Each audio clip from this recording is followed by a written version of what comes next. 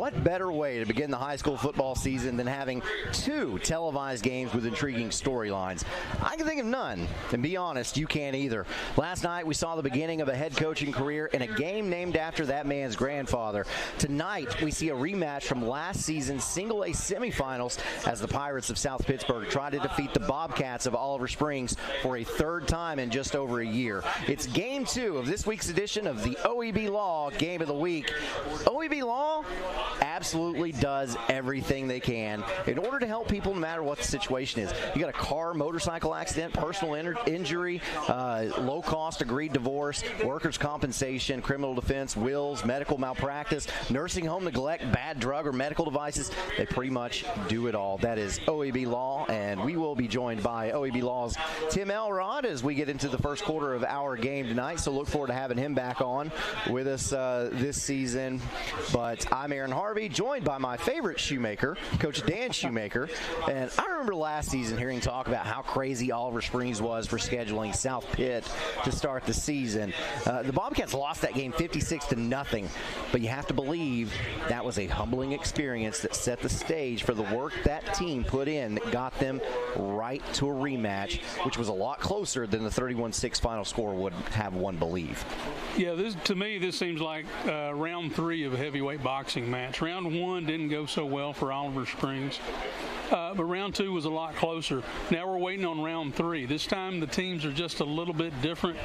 You know, seniors move on, upperclassmen move up, but we're going to see some familiar faces, some familiar names tonight in this ball game. Teams a little bit different is an understatement for South Pitt, I do believe, and We'll talk about that when we go to preview that game. But there's a lot going on around the area as our game's kicking off at 8. Most games kicked off at 7, some kicked off at 7:30, so there are already some games in progress, so we can even update you with some scores in our pregame as well. So for Dan Shoemaker, I'm Aaron Harvey. We'll get all that going when we get back. You're tuned in to the OEB Law Game of the Week. Hi, I'm Tim Elrod. Over the years, you've heard us at OEB Law say, let us turn your wreck into a check. We still do that for many families, but I want to take the time to go beyond the slogan. I think I've learned over the years, and more every day, that the most important thing for an attorney to understand is the value of being a partner to you. When you and your family call an attorney, you're calling because you need some help. You need someone to pull alongside you and stand with you. We understand the process of the legal system. You probably don't. So it's our responsibility to keep you informed about every step of the process. You're going to have questions about what's going on. What's next? What do I need to know? Our responsibility is to guide you through the process with the information that you need, the answers to your questions, and the assurance that we have your back at OEB Law. You have my word. We stand with you because communication is key. 1952. That's the year Hammers opened the first store in East Tennessee. Now there are 5 stores and there's always something new. Like in Hammers' popular ladies boutique department, you'll find the lowest price possible on new arrivals every week. Find similar deals in the men's department and the expanded rug department. Plus, special purchases always offer surprise savings. You never know what you'll find next at Hammers. In East Tennessee, our work heritage runs deep.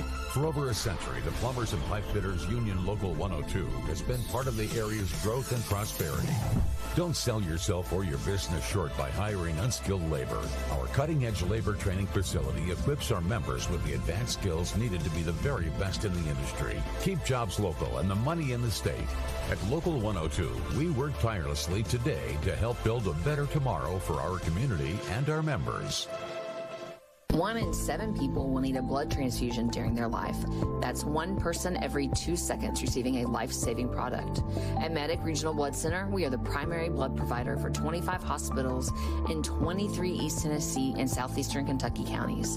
Started in 1958, Medic has been serving Knoxville and the surrounding areas for 66 years. For 1 hour of your time, you can save a life. Visit medicblood.org for more information on blood donation. Patterson's Appliances has been helping families like yours find quality home appliances from trusted brands including Whirlpool, Maytag, and KitchenAid for over 55 years. Our knowledgeable appliance specialists know how to outfit your kitchen or laundry room with the right appliances to meet your needs. We service what we sell with our own in-house factory-trained service technicians, and for the DIYers, our parts department is always ready to help customers find the appliance parts they need. Patterson's Home Appliances, because we care. Energize your home with natural gas from ORUD, your affordable energy choice. See all the ways natural gas can improve your home by visiting one of the ORUD showrooms in Oak Ridge or Kingston. New gas appliances run more efficiently. They provide hot water when you need it, precise heat control for cooking, and can dry clothes in about half the time. Comfort you can feel. Savings you can use. ORUD Natural Gas. And welcome back to the OEB Law Game of the Week as we get set for our second game in a row. I'm Aaron Harvey with Coach Dan Shoemaker. A handful of games took place last night. We can briefly run over those. Anderson County knocked off Powell 28-25. Boy, that was a good game. McMinn County upset Bradley Central 16-13. And in our game last all Coalfield, final score 60-7. The Yellow Jackets started strong and never let up. You know, Anderson County was able to notch a hard-fought, impressive win. You know, they're hard to beat at home anyway, but Powell was never really able to close the deal. McMinn County surprised a whole lot of people, including me, with that win. Our game last night was a bit of a surprise too, but not in the way that you would normally think. The Jackets were impressive, and they're now getting ready for Oneida next week. The Dogs have to go figure some things out and get ready for the Harriman Blue Devils. That's right. So speaking of the Harriman Blue Devils, we can turn our attention to tonight. Kingston is in Harriman for what has historically been a great rivalry. Lately, it's been rough for the Blue Devils. The last 3 seasons, the Yellow Jackets have outscored them, get this, 155-0. 155-0. That's not a typo. That's really what it is. Big oof. But there's a lot of buzz around Travis Tapp's squad. Some say the talent there could have Harriman competing in a very tough Region 2 Single A. And Kingston graduated some very important pieces from last year's team. This one could get interesting. Yeah, this one's been on my radar as kind of an indicator game. I know the Blue Devils have grown up a little bit. They were young, especially in some important spots last year, but they've matured and they've had a really good summer. Kingston, on the other hand, they graduated some really good players. And they've been working hard. Coach Pankey's been working them hard, but they've still got some things to figure out. They're a young team, and they've got to learn how to compete before they learn how to win. We'll see tonight if that young Kingston team can bring it all together. Coach Tapp, Coach Pankey will have a great game plan ready, I'm sure, and this one should be a really good game. So you mentioned how Coalfield is getting prepared for Oneida. Oneida took the long road trip down Highway 27 to get to Rockwood.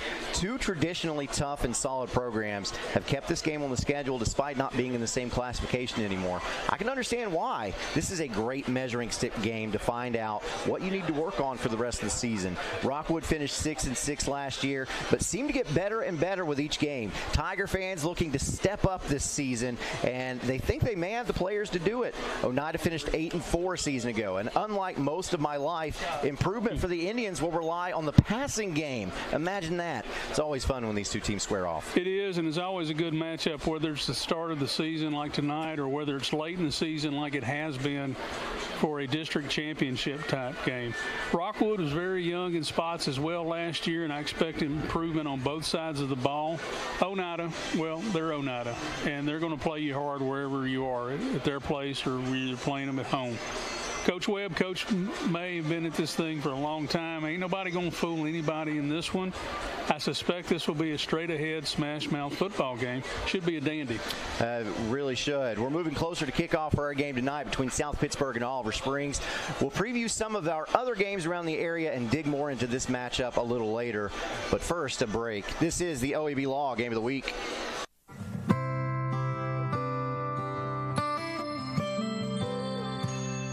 Over 14 14,000 neighbors live in fear of becoming sick or injured and having to make a choice between putting food on the table or seeking medical care. The free medical clinic tries to take that fear away. What do we help them with? We help them with diabetes, hypertension, any kind of medical need that they need that's necessary. And being in a community with the African American community lets them know that we're here. Evans Mortuary has been serving the needs of families in and around Roane County since 1976. As established members of our hometown community, we understand the security of dealing with people you know you can trust. We built our reputation on this trust. The Evans family appreciates the confidence the community has expressed in us over the years and will constantly strive to earn that favor. Evans Mortuary, 805 North Gateway. What is strength when you're battling cancer? Is it a shoulder to lean on? A voice of hope?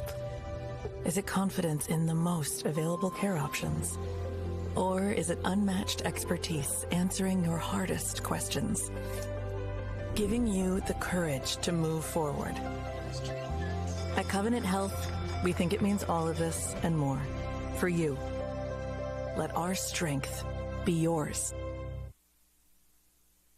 Back to the OEB Law Game of the Week with Dan Shoemaker. I'm Aaron Harvey. Let's talk about some other games going on around the area. Clinton's making the trip to Cleveland tonight to take on the Blue Raiders. A lot of drama went down in Dragontown this summer. Yes, it did. Now, let me just try to explain this as quickly as possible. So the TSSAA issued a fine, and Clinton had to vacate every win from a season ago because one of the players supposedly wasn't academically eligible. So there was supposed grade tampering. 2 teachers were fired. The principal resigned, and Coach Darrell Keith was informed that his contract is not going to be renewed. After all this happened, Clinton produced information showing that the player in question actually was eligible. So Clinton's punishment was rescinded, and they got to keep their wins and didn't have to pay a fine.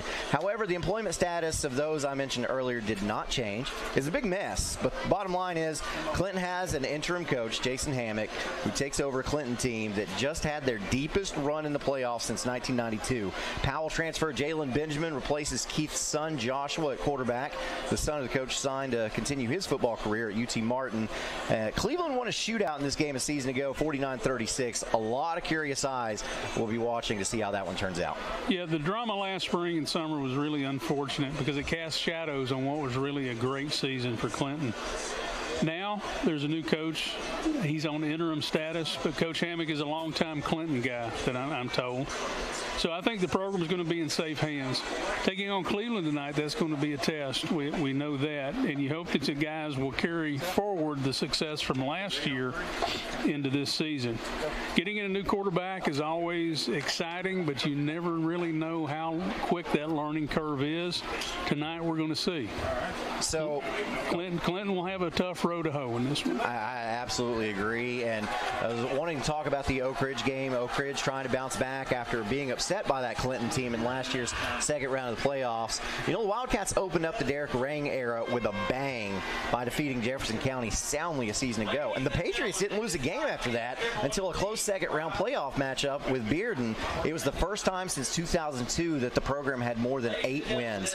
They were really good is the point I'm trying to make, and they think they can be even better this year, but Oak Ridge is thinking they'll be better as well, and we will continue that after our national anthem.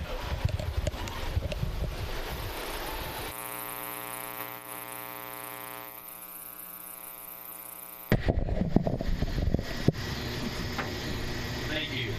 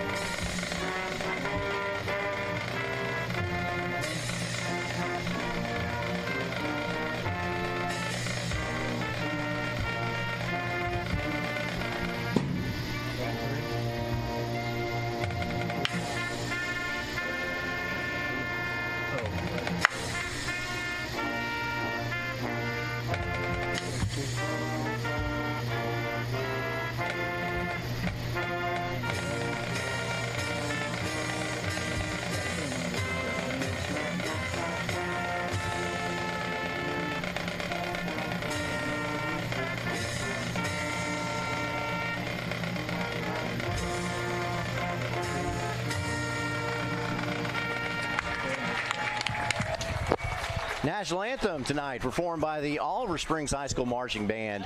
And all these Roane County bands do such a significant job. And I say that every season. I'm going to continue to say that every single time I see them, because it's always a treat when you get to go to a school that has a live marching band. But continuing the thought that we were at before, as you see some front porch living.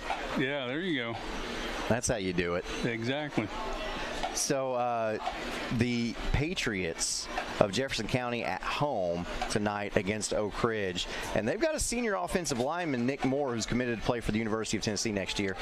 And I said that this one could be tight, but it almost looks like Jefferson County has different plans, because in the second quarter, they lead over Oak Ridge 21-0. Wow, that's Nick Moore is the real deal, and he's going to be an impact player for Jeff County. Oak Ridge has some returning players too, and they're going to compete at a high level. I think the loss to Clinton last year really stung, and that should be in the mind of the Wildcats for a while. That'll be a touchstone maybe to refocus. I think Oak Ridge will be hard to handle because they've got some tools that they can use. You got a quarterback, Blaine Stansberry, Will Presley at wide receiver, and Malik Howard at tight end. But it sounds like Jeff County's figured that out, at least through the second quarter. So we'll keep an eye on that one. Alcoa's got Ravenwood at home. That game's currently ongoing. Ravenwood, a 6A program from Middle Tennessee that has 7 double-digit win seasons out of the last 11 in 6A. That's impressive. Doesn't matter. Alcoa wins, enough said. And currently I can update you in the second quarter. That game is tied at 6. But still, I don't care. Alcoa's going to win. Doesn't matter. I agree with that. Alcoa went over there last year and won 35-14. With the players that Alcoa has in place, I see similar results tonight. Expect tornado warnings in the Blount County area. I think Alcoa big. There you go. Kickoff between Oliver Springs and South Pittsburg is just moments away, and we will preview that one when we get back. This is the OEB Law Game of the Week. When the lights turn on and the game begins, you need a team you can rely on. Ray Varner Ford and Clinton's strong lineup of vehicles is crafted with the same dedication and hard work that drives our community. Step up your game in this 24 Ford Maverick Hybrid, 25,515. 23 Ford Escape all-wheel drive, 30,995. 24 Ford F-250 Crew Cab 4x4 STX, 59,757. Local you trust, performance you can afford. Ray Varner Ford, built for the game.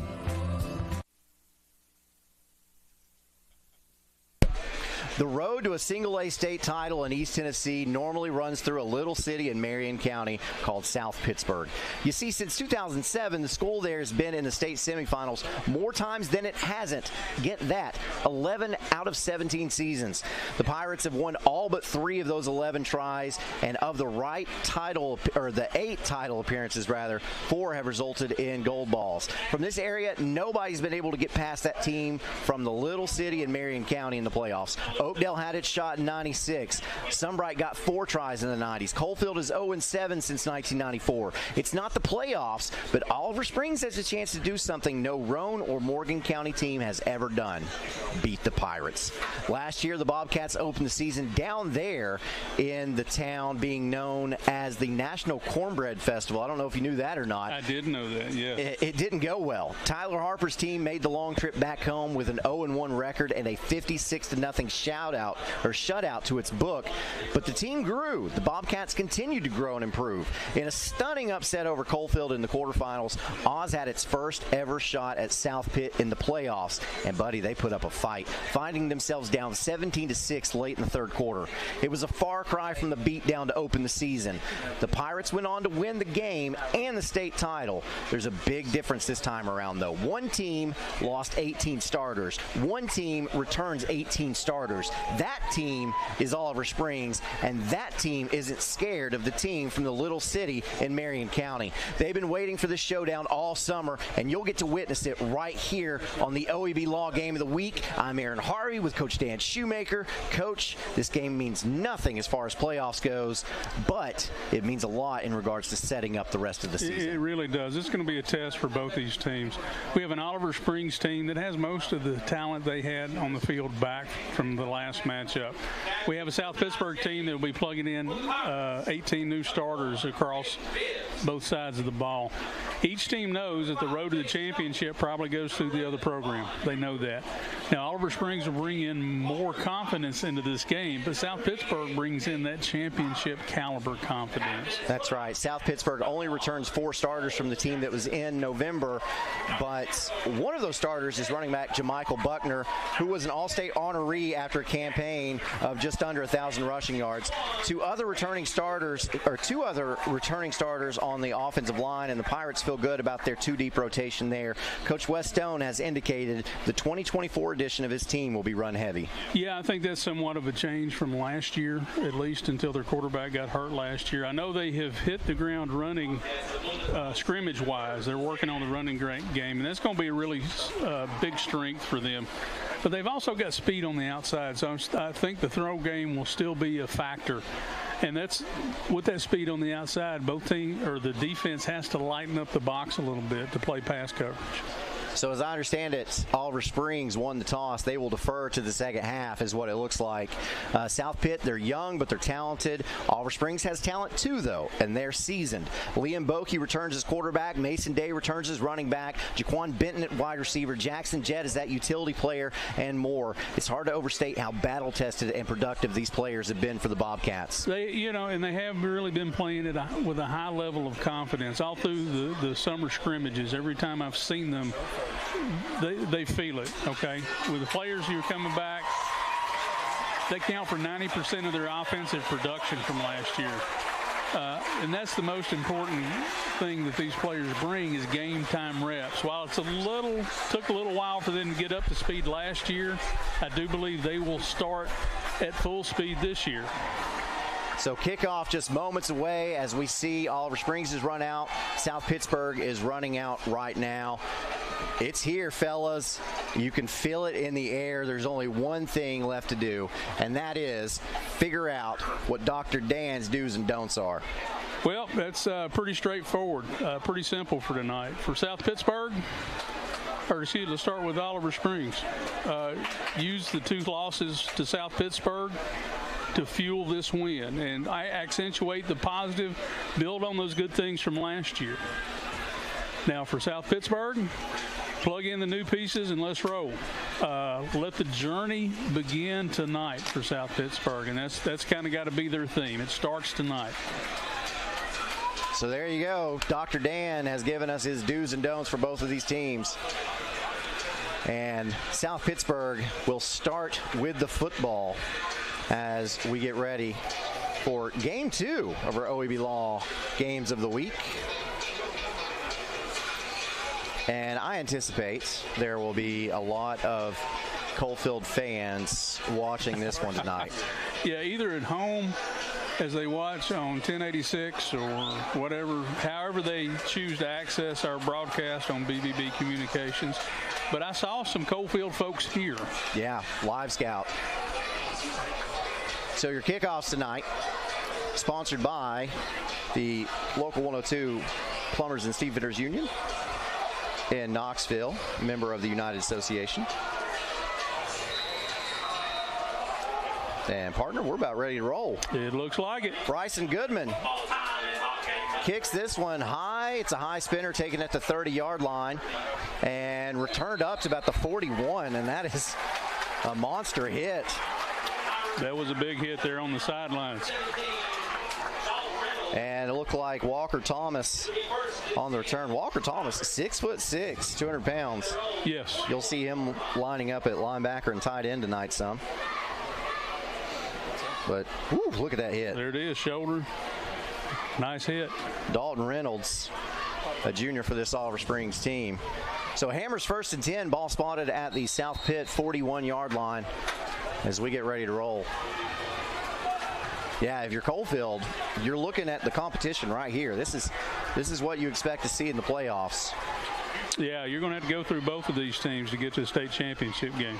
Lining up at quarterback is Maddox Tackett, and he's going to take the snap and keep it himself, and there is nothing there. Gang tackled by Oliver Springs. Looks like a loss of what, 1?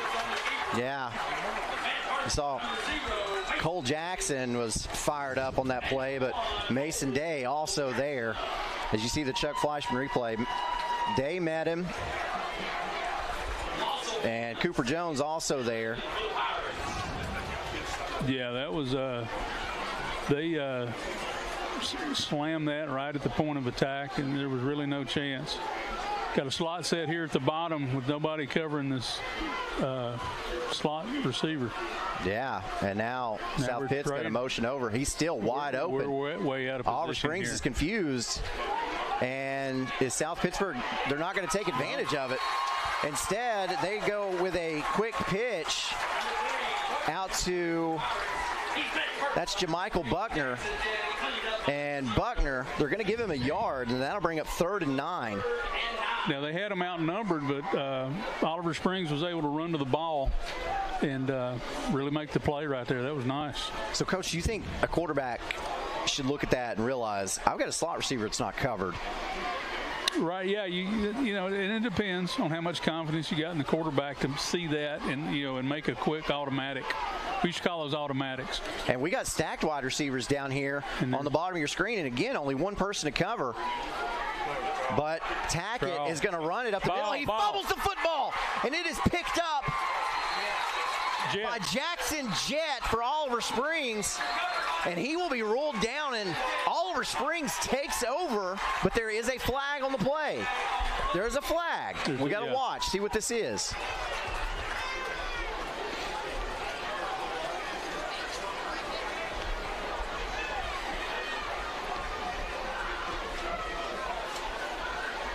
A block in the back, so it must have been on the interception return.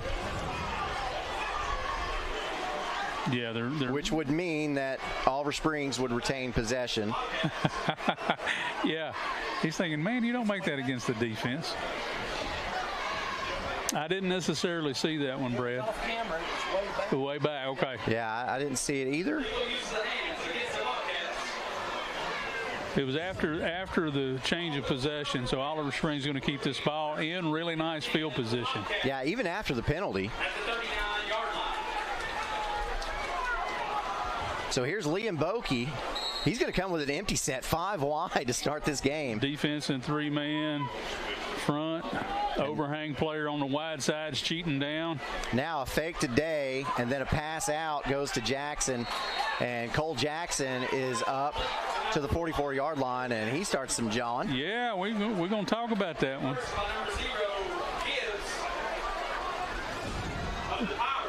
Officials aren't going to allow much of that tonight. No, but, I mean, in one play, Oliver Springs has already outgained South Pittsburg in their 3 plays. Absolutely. That's a good sign. That's a good sign if you're an Oliver Springs fan, for sure. Certainly is. So Boakey takes a snap, this time handoff Day. Day goes straight up the middle, powers his way forward. He gets to about midfield, and I believe we're going to have a Hammers 1st and 10 here. Yeah, it looks like a first down to me, Aaron. And Coach Shoemaker, that one's not inherited. No, that was not an inherited first down, absolutely. Yeah, that one's earned. They earned that one for sure.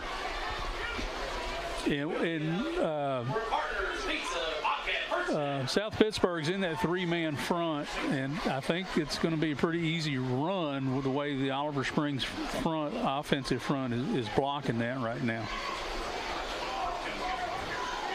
They're too high at the safety, so you got a 7-man box. So Boakey gets the play from the sideline, takes a snap, he's dropping back to pass, and he's going up. His arm was hit, and it is intercepted by Buckner. Buckner crosses midfield up to the 40 and finally run out of bounds in Oliver Springs territory down to the 37-yard line. So Boakey's arm was hit as he threw that pass, but there's a flag on the play. But it's over. It's over by the line of scrimmage. So, yeah, I think it's going to be an unsportsmanlike conduct. We'll see which way it goes. There was a lot of jawing and pointing after the whistle blew right there.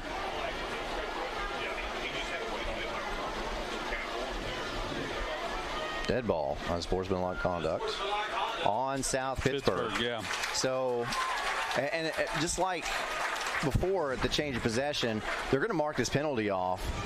but the Pirates are still going to have really good field position, as the ball will be spotted at the South Pitt 47-yard line. 47-yard line. So.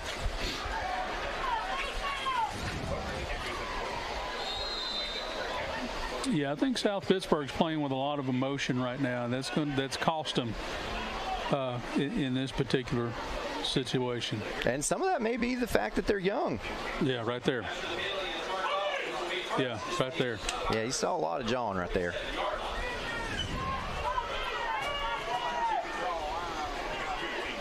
So Tackett. Timeout. He didn't like what he saw. Nope. So timeout, South Pittsburgh.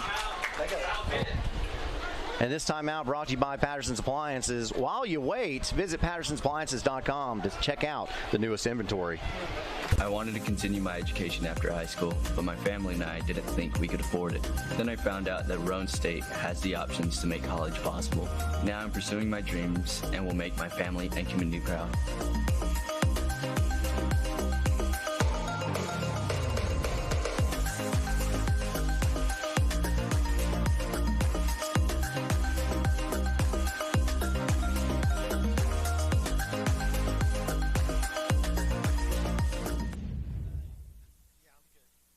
Back to the OEB Law Game of the Week. I am Aaron Harvey. Very pleased to be joined once again by Tim Elrod. Aaron, how are you doing? Gosh, I've not seen you for a year, it seems. I know. We missed last year, but we got some good football tonight. South Pittsburgh has come to play. Oliver Springs has come to play. And giving them the business. And right there is Oliver Springs up the gut. You know, they got a lot of beef on their line. Oh, yeah, they do. And you know, and they got size as well. It just ain't big boys. They're tall and big. And that matches well up. That matches up really good with South Pittsburgh. Yeah, Kassan Powell on the carry there, and he loses, looks like 4 yards to bring up 2nd and 14. Now, you didn't get to join us last year because you were busy doing something. I don't know. I don't feel like it was more important than coming to games and talking to us, but you know, I'm biased, I guess. Right. Well, listen, I absolutely missed it, but you know, when you know, your community needs a little help, you know, you always ought to give back, and I've done that for years. What do we got going on down there? We got another timeout, and this timeout is going to be brought to you by Patterson's Appliances. Hiring now for sales, delivery techs, and service techs. Find them on Indeed to apply. So, yeah, you know, I did that and was very honored and happy and grateful and humble to have done that. And, you know, our judge is back, and Judge Hunt's a great judge, and he does a good job down there, and we're glad he's back, and absolutely thank him for his service. You know, that's a sitting judge who also serves his country, so there's a lot to be said about that. And, you know, I'm thankful to have gotten the opportunity, and you know, it's back to high school football now, and you know, what a great weekend, right? Oh yeah. I mean, we had Anderson County Powell last night. Yes, excellent game. Big game atmosphere. That just shows you that East Tennessee loves its football. We're down here at Oliver Springs tonight, and I'll tell you, you know, it's a packed house. You know, when you see them 1-2 rows deep on the fence, you always know this is a big game. South Pitt has traveled well. And, you know, it's just an exciting night in East Tennessee, all across East Tennessee. Yeah, it's a pretty long trip up for South Pitt, as you see Jamichael Buckner get the carry there, and he's going to be taken down right about midfield. Might have crossed over to the Oliver Springs side of the field. Yeah, you know, when you look at South Pitt, you see athletes, but when you look at Oliver Springs, you see good matchups. Yeah, and that's why I think this is. I circled this game last year when I saw it come out, and I said, man, this is going to be a great game. So this was the last game that we had last year, as you know, because it was the semifinals and the playoffs, and it was a really hard-fought matchup, and we've alluded to it in the pregame. But with just 2 minutes left to go in the third quarter, the score was 17-6. It was, and we got a fumble on the snap, so quarterback's just going to have to take off. Let's see if he can get the edge. He cannot. Loses 2 yards, and that'll bring up 4th and 10. So South Pitt's going to bring out the punting unit, but that South Pitt team defeated Oliver Springs and then went on to win the state championship. They lost 18 starters. 18 starters, but this is South Pitt, and if you know anything about South Pitt, it's a reload. That's right, it's a reload with them every year. And when you see big plays like that, tackles behind the line of scrimmage, a lot of effort on Oliver Springs' part, everybody's come to play tonight. Great kick. Let's see if we can get some play. Taken by Jaquan Benton. Benton is tackled in the open field at about the 25-yard line, and that's where Oliver Springs will take over with the Hammers 1st and 10. So what is it? Does the head coach down there have a boot on? Is he injured? Yeah. I mean, that guy is giving 110% in fall camp if he's coming out to the first game in a boot. I'm not mistaken. I think he was in a boot last season to start the season. And it's not the same boot. He got it off. Well, they better put a sticker on that or something. Yeah. Old football player dealing with the weakness of, I guess, playing football. Yeah, that's right. It's rough on you. That's right. So Liam Bokey takes a snap, handoff goes to Day. Day up the middle, and look at him fighting for yards. That pile still moving up to the 36-yard line, and I think he's going to have enough for a Hammers 1st and 10. Hammers 1st and 10, you got to love those. That he spread them out wide on that. He had them spread, and he put it right up the gut, and then that second, third effort, that's what. Is that going to give them a first, or are we going to be about a yard short? No, we're going to move moving the chains. And Mason Day is one of those players that feels like he's been here forever. Yeah. Well, I've watched this group of seniors on Oliver Springs since they were freshmen. So yeah. I always felt like they had big things to come, and they're here showing their stuff, no doubt about it. And I think that's what helps them. A lot of these kids played as freshmen, and they took a beating. They took their lumps, but it got them to where they are here. Oh, he got the edge. He certainly did. That's Jackson Jet. Jet's ahead. And that's the kind of energy and explosive plays that Oliver Springs has to maintain throughout the night. South Pitt can pop a big play at any moment, so you've got to match them, and Oliver Springs is certainly doing that. So the reason why this is so important is you had Coalfield and Oliver Springs played twice last year in the regular season. Coalfield wins 20-13. In the quarterfinals of the playoffs, Oliver Springs wins 20-13. That was a very close matchup. Both Oliver Springs and Coalfield return a lot from what they had last year, so they're going to be head-to-head. And they're looking at this South Pittsburg team, and they're saying, that might be our semifinals matchup. Yeah, oh, yeah. And so if Oliver Springs can win this thing, then it gives confidence to Coalfield. Hey, if we can get Oliver Springs this time, we got a chance to go try to play for a state championship. And likewise, Oliver Springs is looking and saying, hey, if we take care of business against Coalfield like we did last year, we got a chance to go play for a gold ball. That's right, and that's why these big early season matchups are so important, is to establish that trajectory. And look at that number 9 out there for South Pitt. He's huge. What is he, about 6'2"? Well, I can tell you, 6'6". What? Yeah. He's 6'6". Yeah, it was like that quarterback for last night. I passed him out there. Yeah. It was like that quarterback last night for Powell. But look at Oliver. Hand off to Jet. Jet up the middle. Slips through tacklers. Gash him. Huge pickup. Another Hammers 1st and 10. Yeah, that was go between the center and the guard and don't stop. What a great run. Run through 2 tackles there. 5 people put their hands on him. 6. Yeah. He's running. That's that north-south. I'm trying to score, and that's what Oliver Springs is bringing to the table this year, I think. So I think the issue, what we need to watch is what's going to happen in the fourth quarter, because South Pittsburg is a lot deeper than Oliver Springs is. So if Oliver Springs can jump out ahead early in this game and then just fend them off late in the game, the Bobcats have a really good chance to win this thing. And here's a quick out to Jet. Look at that juke move from Jet. Juke move. Oh, that'll get a tack on. We're going inside the 5 on that. Wow. Oh, my goodness. What a juke move. That's, they're all playing NCAA 25 anyway, so that's right stick. That's right stick all night. That's funny. We walked into the gate together, and you said, and a face mask is going to be the call on South Pitt. So, and you said, hey, I think they nerfed that circle button. Nobody is spin moving anymore. Everybody's juking. Look at that juke. Look at that juke. He's a player. Look at that. Incredible. Great athletic play. You know, both these teams, you know, they are playing chippy. There's no doubt about that. Well, that's because both teams have come to win tonight. And I like to see that out of Oliver Springs. You know, there's a difference between playing to lose and playing to win, and Oliver Springs is playing to win. Absolutely. It's Hammers first and goal from the 6 as Bokey has Day to his left. Day does get the handoff up the middle and finally stopped for about no gain. That is the first just net not positive play that Oliver Springs has had on offense, I believe. Yeah, well, that's the first time South Pitt stopped it, and they've got the box stacked inside the 10, so, you know, it's going to be a little tougher to run down there, but they'll probably run it again, right? Why wouldn't they? I mean, they have a 10-yard gain. Seemed like they just moved up the field with that gash play. That one slip screen also looked good. They did.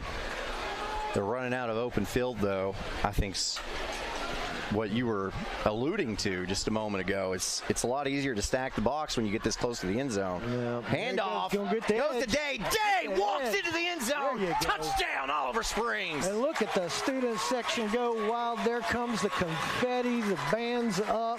What a great night. Great score. He hit that corner. He knew he had it. He was going to put that ball across the line, and he did. 3:20 left to go in this first quarter, and it's the Bobcats striking first as we will watch this Chuck Fleischman replay. Couldn't go up the middle, so what do? You run a stretch play for your starting senior running back, Mason Day, and he gets the corner. The extra point is up. And there it is go. Good. A clean score, 7-0 Oliver Springs over South Pittsburg. Tim Elrod, you normally when we have you on, you get to see these exciting plays. It's great. So I love it. I hate it for my partner because he always has to miss. And you know my old partner. You remember him? Right. He's the head coach at Wartburg now. He got that gig. So yeah, they didn't fare too well last night. They didn't, and I hate that for him. But I do too. But they're going to grow. Oh, yeah, and he's a good man to lead a program and establish what he needs to establish in those kids and get that winning tradition. That's what it's all about. Yeah, you got to change the culture around. That's going to be really hard there. But I too believe that he's the man for the job. So thank you once again, Tim Elrod, OEB Law, being on board with us this year. We hope that we make you proud. Oh, listen, I love participating with Brad, BBB 12. It's a great partnership. I love to see it grow. I love giving the $1,000 check to the home school. You know, these schools around here, you know, they need that money. Yeah, it helps out a lot. It's always important to support your community, especially if you're a business out there and you're thinking about a good way to, you know, support your community. Go out and ask the athletic director. They'll find the place to put your money. That's right. I guarantee you that. But before I leave, I want to let's see. We got it to the up back. Yeah. And he missed He's one. got some running room. Ooh, that's a load. Up to about midfield. That's a load. But I'd like to send a shout out to my wife, Elisa, my son, Sawyer, my daughter, Savannah, my other daughter, Savannah. You know, without them supporting me coming out here on Thursday and Friday nights, I wouldn't be able to do this because they are the love of my life. And wanted to send a shout out to them, and I'll see you here in a little while. That sounds great. Tim Elrod, thank you so much for being with us once again. All right. And Elrod, a happy man after last night as Anderson County got a tight win over Powell. As we'll bring Dr. Dan Shoemaker back on board with us. And look at this, reversing his field now. And is Oliver Springs going to be able to get him down? They do. That's Kassan Powell. Stopped for a loss. My goodness. Coach Dan Shoemaker, make some sense of this for me. You've got a really young South Pittsburg team right now, and they're rattled. You know, I don't know that they've been behind very many times in a football game, especially against a good Oliver Springs team.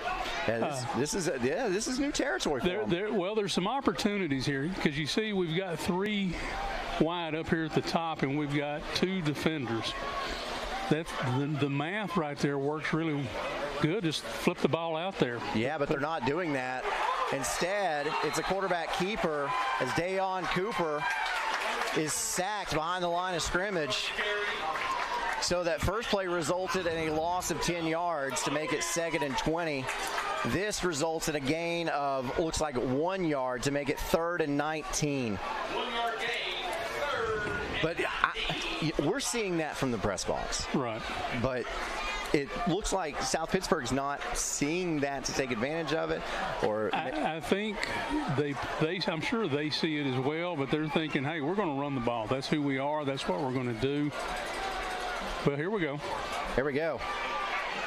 And a little swing pass goes out, picks up about, we'll call it 7 yards, but that's still 4th and long, and South Pitt will have to bring out their punting unit, as that was Kassan Powell once again on that reception. Now, if you get that on 1st down, then you're looking 2nd and short. Then maybe we can run or whatever. But, yeah, and they're going to have to do more of that, what we just saw, to loosen the box up with Oliver Springs. And timeout. Oliver Springs is going to take a timeout. This timeout. Wait. Yeah, okay. They blew a second whistle. I wasn't sure what was going on.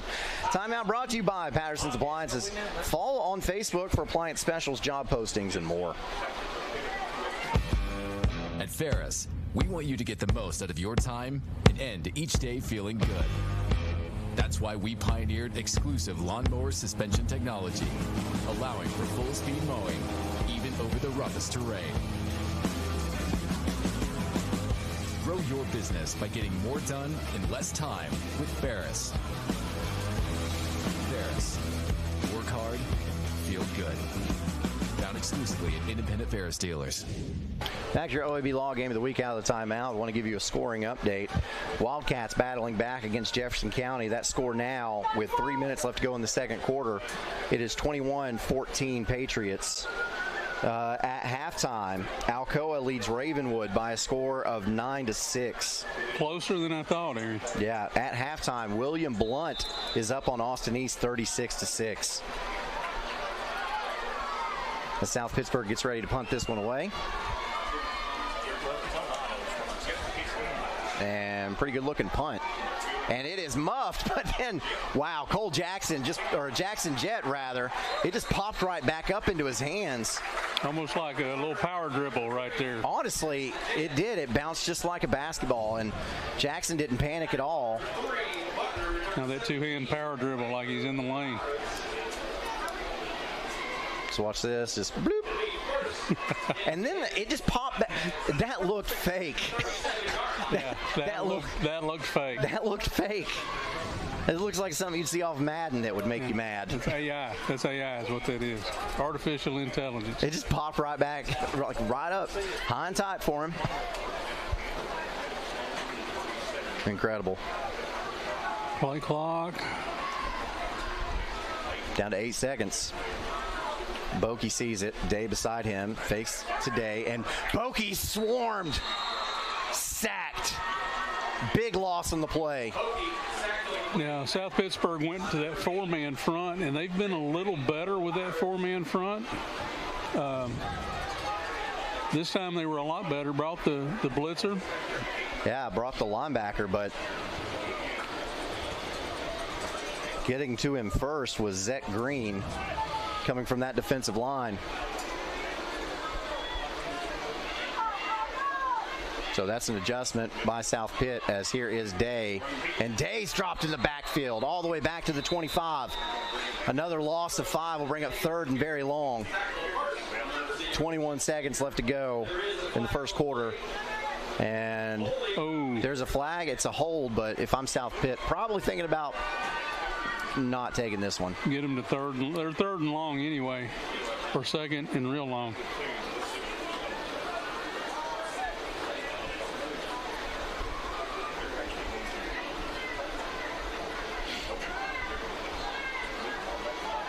Are they going to take the penalty? They go or enforce the penalty.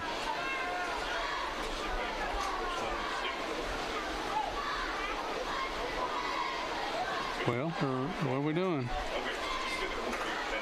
Come on. Can we get a delay of game on the coaches for not telling the officials what they want to do?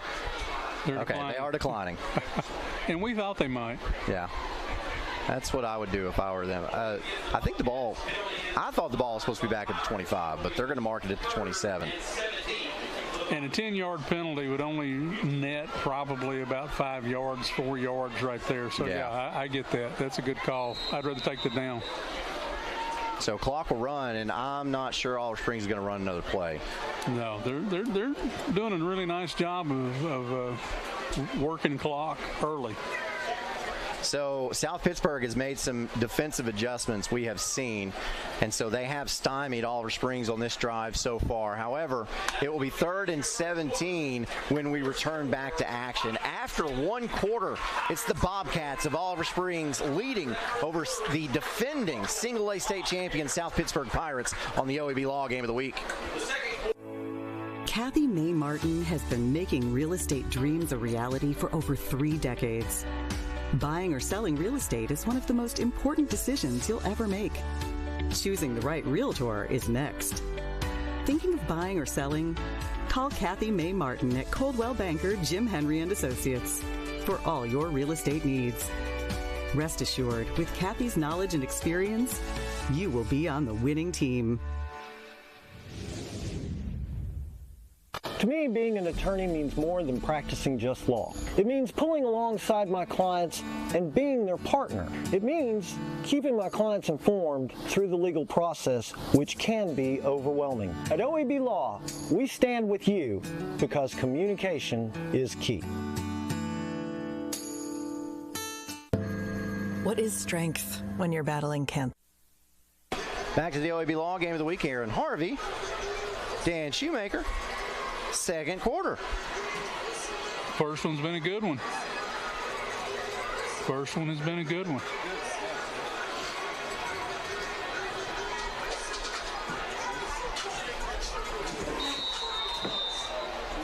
So to begin the second quarter, Oliver Springs will have it 3rd and 17. 3rd and 17 is a hard call. Draw is a good call right here. They've gone back to the 3-man front because they need more help in the back end. South Pittsburg, that is. But Boki is capable of throwing the football, and he launches it over the middle, and ooh, there it is. They called it. I was wondering if they would. Yeah, I thought that was pass interference just because it happened pretty much in front of us. And that'll be a 15-yard penalty. And it'll be 3rd down again. South Pittsburg bailing Oliver Springs out a little bit right there. You see on that Chuck Fleisch replay, he's all over him. Yeah. These guys couldn't see it. Right. That's why it came from the back judge. Yeah. Yeah, he had him hooked up pretty good. That's a great route, by the way. And Boki put that ball right where it needed to be. Yep. Yeah. That makes a difference.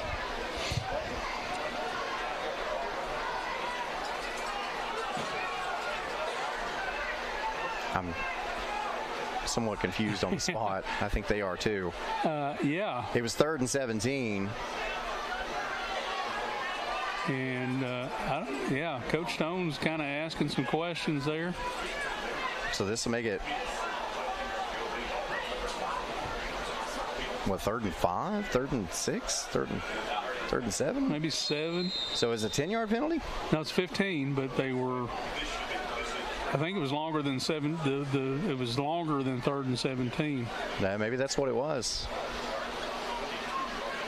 So we're looking at a 3rd and 6 now. So about like 3rd and 21 maybe, if my math is good. Sounds good to me. Boki, 2 backfield, split backs. We got a flag on the play, but if this is on South Pittsburg, normally these types of flags are not. Normally this is going to be an illegal motion, shift, something. Whitehead's calling the first down. And I don't know that he knows there's a flag. They're going to talk about it. Now they told him. So if this is on South Pittsburg, then Oliver Springs is going to have a Hammers 1st and 10 after an improbable, what we think might be 3rd and 21 just a moment ago. We'll have to go back and check the tape. Here we go. Dead ball. Offsides. Wow. You typically don't see offsides much on the offense. No, you really don't. Why did they let the play go? I'm going to say, why did they snap it if it was a dead ball offsides? Yeah.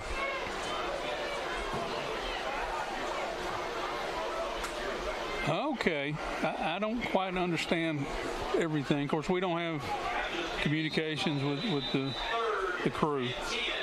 Yeah. So they'll back this one up, and they're going to say it's going to be 3rd and 10.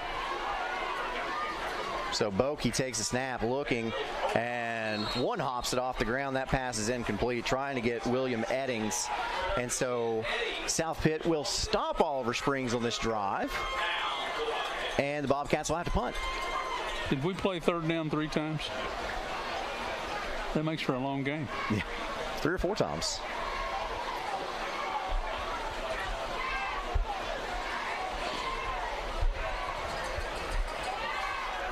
So Mason Day is the punter for this Oliver Springs team. Back deep to receive for South Pitt will be Buckner and Powell. And it's coming down. It's going to take a bounce, take an Oliver Springs bounce, gets a good roll. Coverage there. Down to the 25-yard line, and that is where South Pittsburg will have an inherited Hammers 1st and 10. Yes, sir. I like that. I'm going to start using that. Start using that one, yeah. The inherited 1st down. Chuck Fleischman replay. Woohoo! Yeah, going airborne. Was that Mr. 6'6"? Yes. J.R. Hardrick, a junior on this team. I bet he plays basketball. Lines up at tight end there. You see him there, the left side of the line for South Pittsburg. That's a big guy. He was a good 2-3-inch So here is South Pitt dropping back a pass, looking to the right, and that pass is incomplete. Wow, he was open too. Trying to hit Coach's son, Jay Stone.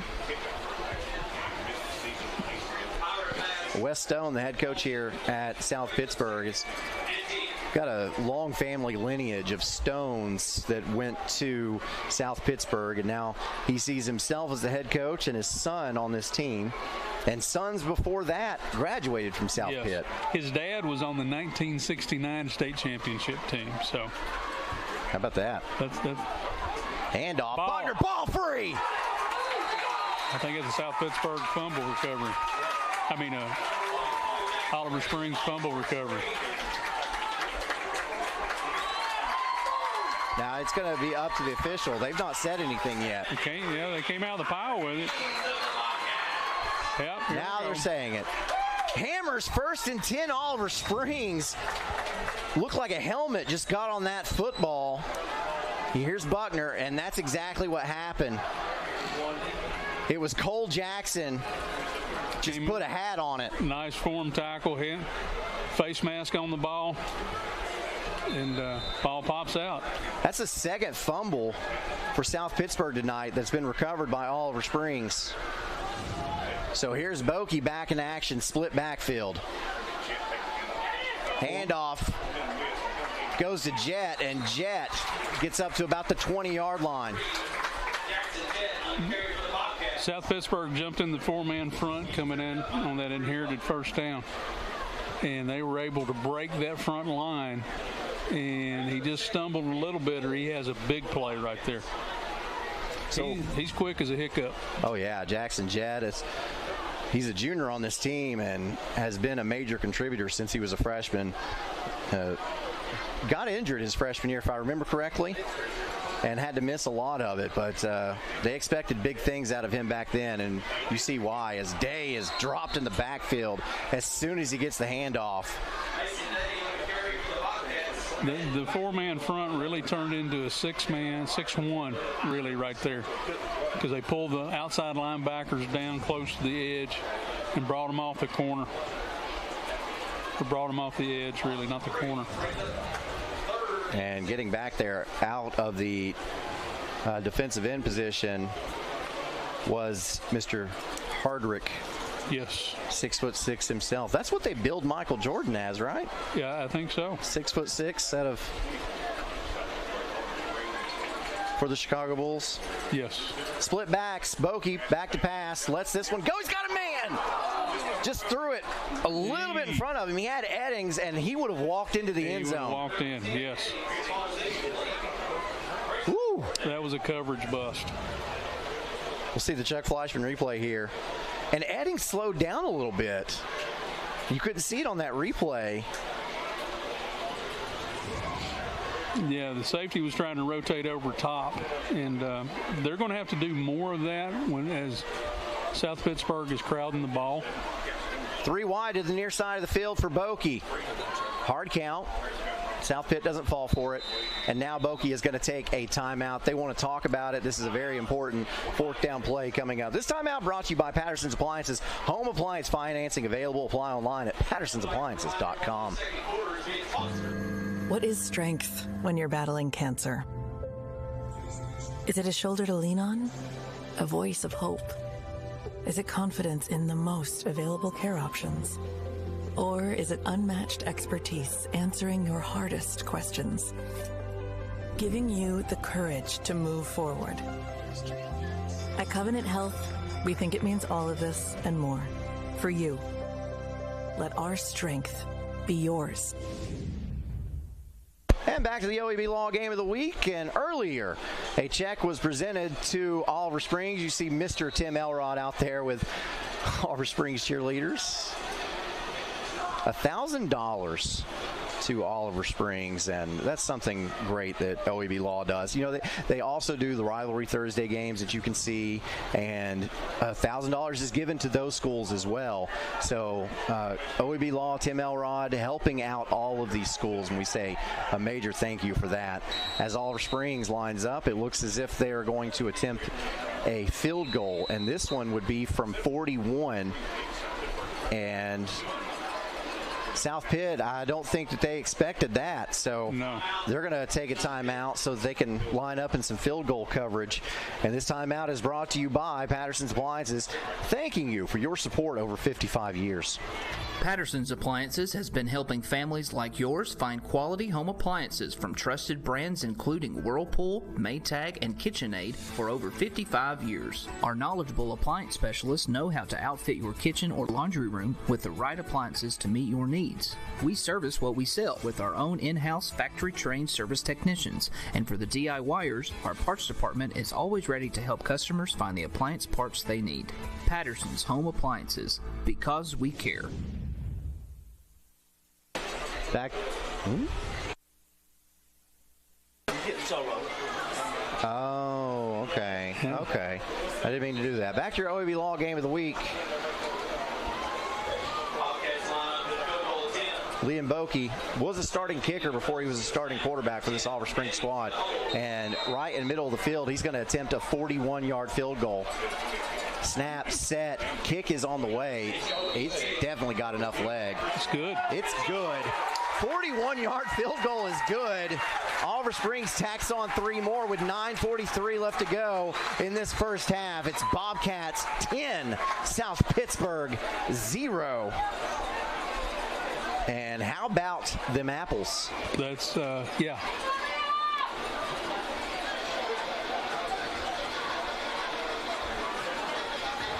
I wanted to continue my education after high school, but my family and I didn't think we could afford it. Then I found out that Roane State has the options to make college possible. Now I'm pursuing my dreams and will make my family and community proud.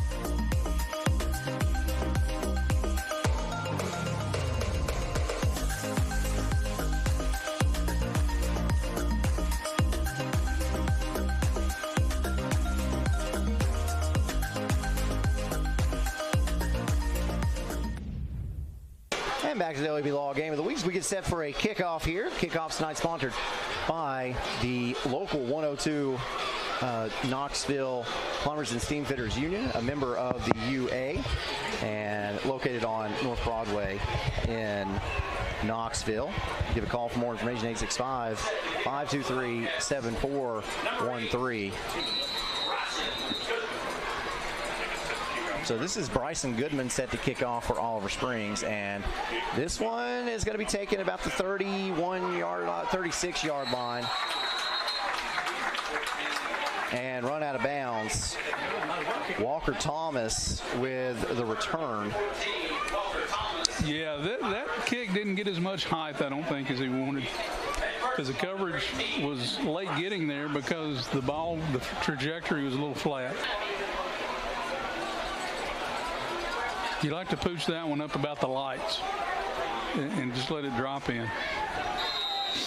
So South Pittsburg with excellent starting field position here at the 43-yard line with the Hammers 1st and 10.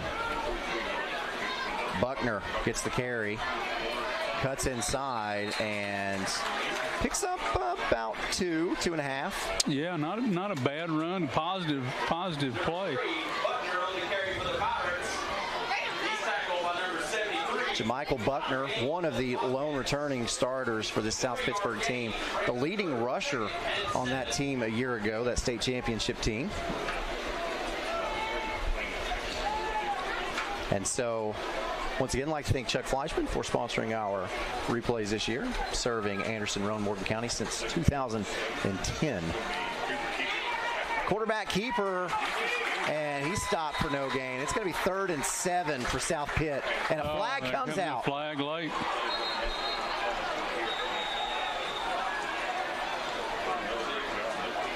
Not sure what that is. Number 2 on the carry. Well,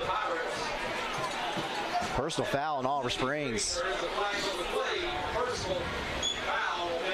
He came in late.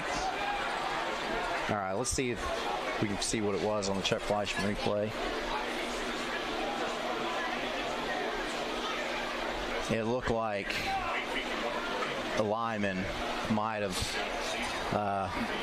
what do you call that, frog splashed on him. Yeah, pushed up off of him.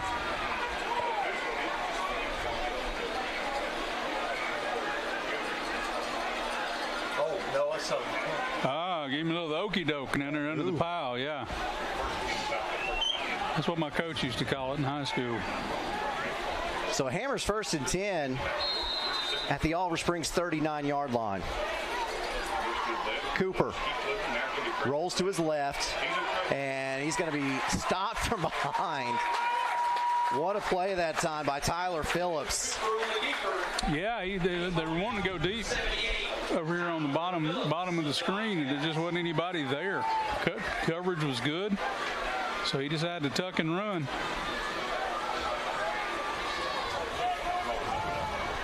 They'll give him half a yard.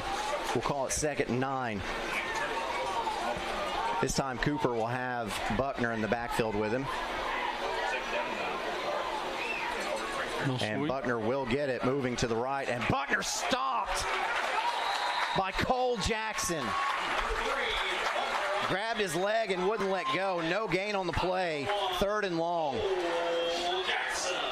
You know, Oliver Springs right now is just really running to the ball. They're getting off blocks. They're using their hands really well. And it's one thing to be blocked. It's another thing to stay blocked. And right now, they're not staying blocked. They're getting the separation and running to the ball. This is a veteran Oliver Springs team, and you can tell. Empty set now. 2 tight ends, 3 wideouts to the left. Empty backfield. Cooper quickly gets it out for a swing pass, and there's nothing there for Powell.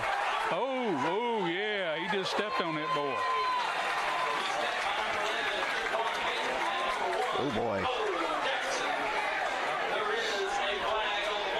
Yeah, that was uncalled for. Well, you can't make it that obvious. No, not right there in front of everybody. I mean, the okey-doke under the pile is one thing, but yeah. that right out like that, Dead ball. Personal foul. South Pittsburg. So the play will stand. So it will still be 4th down. But it's going to be back here somewhere. What about the 45? Yeah. So if South Pittsburg had thought about, oh yeah, didn't even try to hide that. No.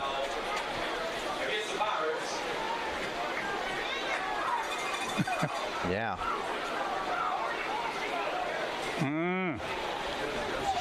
This thing's going to get chippy, boys. This thing is getting chippy. So if South Pittsburg had thought about maybe going for it on 4th and 10, that's out the window now.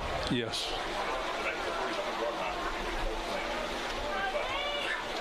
Instead, they'll punt it away. Great looking punt. Wobbly spiral taken by Benton, and coverage is great as well. Benton goes down at the 25-yard line, and that's where Oliver Springs will have a Hammers 1st and 10 with 7:02 left to go in this first half. That, you know, when I was watching the punters warm up for South Pittsburg, I noticed that they were about 10, 11 yards deep. Normally you're 12 to 15 yards deep, but the reason they can do that is that's a catch and kick. That punter is getting the ball off very quickly. Now, it looks like a quick kick that a quarterback would do on 3rd down sometimes. Yeah. So South Pitt having to run a player on late. They didn't have enough guys on the field. Here's Bokey. 2 wideouts either side, and a quick out goes to Jet, and Jet is dragged down after a short gain. Just a little quick wide receiver screen out there. See on this Chuck Fleischman replay. Doing a great job getting off his block that time for South Pitt was Calvin Blair Jr. Yeah, he played that really, really well. Didn't get turned. Stayed square with the line of scrimmage, then got separation, made the play.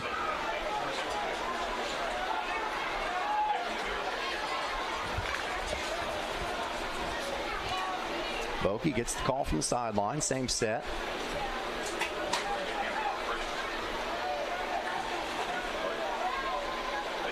Bokey, quick out, and it's the same play to the other side, and juke move by Benton, and Benton is crushed. Ooh. Jamichael Buckner laid the lumber right there. Whew. A pickup of 2, but that was a big price for 2 yards. Buckner came with it. Great move right here by Benton, but then poof, hit stick. Yeah.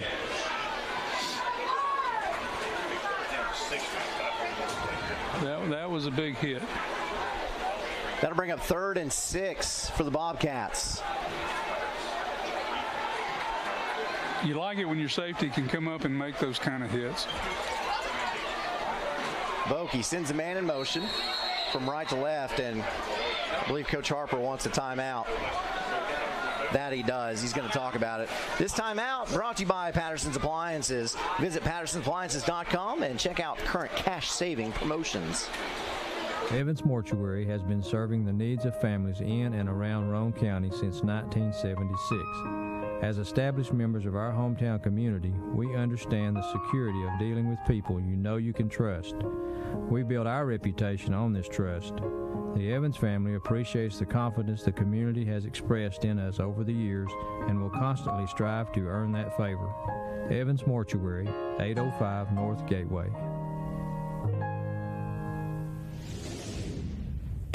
Back in Oliver Springs, Aaron Harvey, Dan Shoemaker. The scoreboard looks like binary code 0-1-0. Yes, 0-1-0. Just 5 minutes left to go in this first half. Something about hexadecimal or something like that. I don't understand all that. I don't either. I had some programming classes in high school. Shout out Mr. Staton. David Staton, my good friend. So Oliver Springs is going to run the same play. Sends a man in motion from right to left, setting up the screen, and it goes to Day. Day with some running room. Day with Day light. It is a foot race to the 30, the 20, the 10, into the end zone. Touchdown, Oliver Springs. No flags on the play. Perfectly executed play right there. Perfectly executed play. Nice call in that situation as well. Just like that, Oliver Springs goes up 3 scores.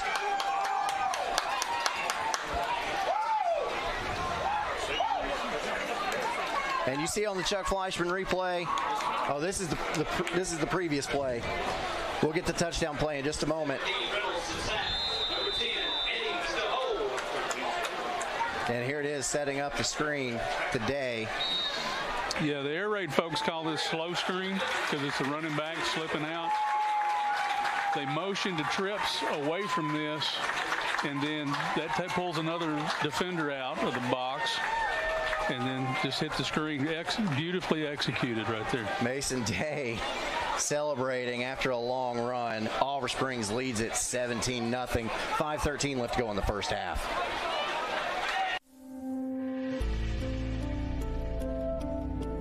Over 14,000 neighbors live in fear of becoming sick or injured and having to make a choice between putting food on the table or seeking medical care. The free medical clinic tries to take that fear away. Bringing the healthcare, primary care out to our rural communities, I've had patients tell me that if it wasn't for us, they wouldn't be able to have any kind of health care. So us being able to go into these areas and provide that on-site care to these patients that can also come back week to week if they need for follow-up primary care, it is life-changing. It means a world of difference between actually life and death for them. Back to the OEB Law Game of the week. 5:13 left to go in the first half. Oliver Springs up 17-0 over the South Pittsburg Pirates, the defending 1A state champions. Right now, South Pittsburg is going to have to kind of figure out some things. 5 minutes left to go in the second quarter. So at halftime, there are going to be some adjustments, I'm sure. Here's that pooch kick, and taken by the same player for South Pittsburg. He's going to reverse his field, and he's got some running room ahead of him, but quickly making a play in the open field. I missed the number on that. It looked like it might have been... Yeah, Bear Lively. That's what I thought it was. That kickoff brought to you by the UA Local 102, Plumbers and Steamfitters Union in Knoxville. More information at 865-523-7413, reminding you that there is no substitute for UA skilled craftsmen.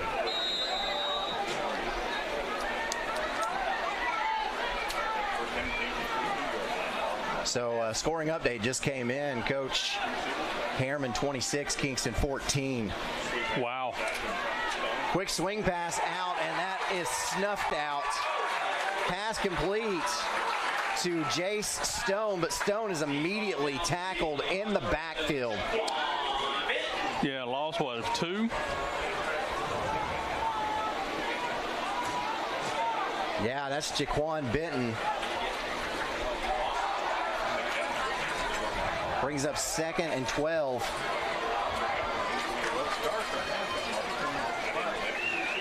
South Pitt again. Hand off. This one goes to Buckner. Buckner is met at the line. He's got to reverse his field, and he's going to be pushed down in the backfield. This Oliver Springs defense is swarming. They are really punching at the point of attack. You can see there's not a great push. He gets shut off on the front side, comes back, and there's purple jerseys, right there waiting on him. Yeah, when he reversed his field, he was met by Tyler Phillips, and Tyler Phillips was aided on that play by Caden Jackson, who just basically took 2 hands and shoved him down. Yeah, that was a big boy play right there. It was like that prank that kids play on each other, where one of them gets behind and hunches over, and the other one comes and pushes. So 3rd and long, and got a hold. Quarterback's going to scramble. He'll pick up about 4 yards. There are 2 flags in the backfield. You say a hold. If that is a hold, Oliver Springs is probably going to decline this thing. Get the 4th down. And South Pittsburgh is going to have to punt this football back to Oliver Springs. It is a hold indeed. So the Bobcats might have an opportunity to right there. Tack on some more points. Yeah, there it is. Chuck Fleischman replay shows it clear as day. Jordan McClendon didn't let go. Had him, and then on the boot out, he didn't let him go.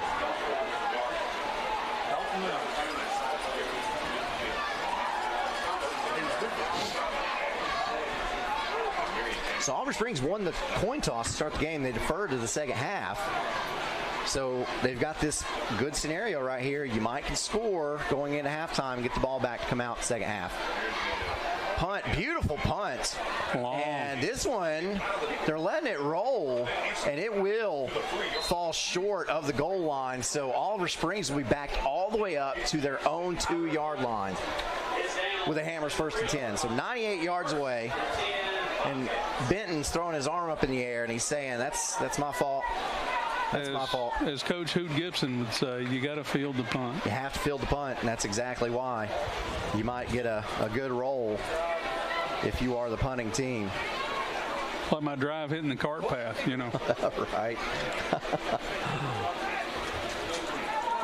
I aim for those cart paths. Well, I'm not going to make fun of you because I would hit the ball outside of the cart path. Well, I do that some too. So we'll see how Oliver Springs responds backed up. Got a man split way out to the left, and we've got I movement. saw a false start somewhere inside. But you're only going to lose a yard, so it's not that bad of a penalty. But it does put you, especially if you're taking a shotgun snap, it puts you just a little bit closer to a dangerous situation. You know, these situations, you like to have a guy who's worked under center some so you can at least sneak to get out, get a little space. Now, if you look in the interior line right there, there is a big gap inside. We'll see if they exploit it. They're going to try. That's it, right where they ran. Yep. And pickup of, that's a good pickup. Yeah. On that Hammers 1st and maybe 11.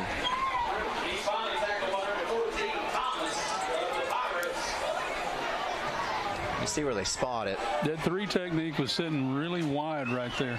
Yeah, pickup of about 8, I think, will bring up 2nd and 7. I'm sorry, 2nd and 3. They're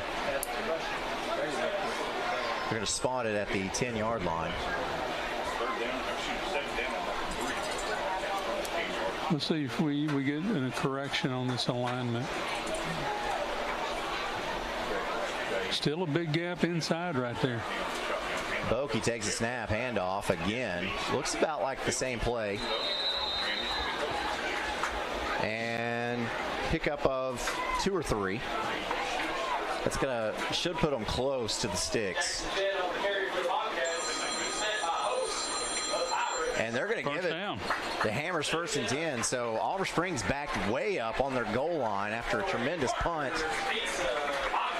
Well, it was a good punt, but if this is baseball, then maybe Jaquan Benton gets charged with an error for not fielding it. But they're bringing the ball out. Now you've got a little breathing room. Now you feel like you can maybe open the offense up just a little bit.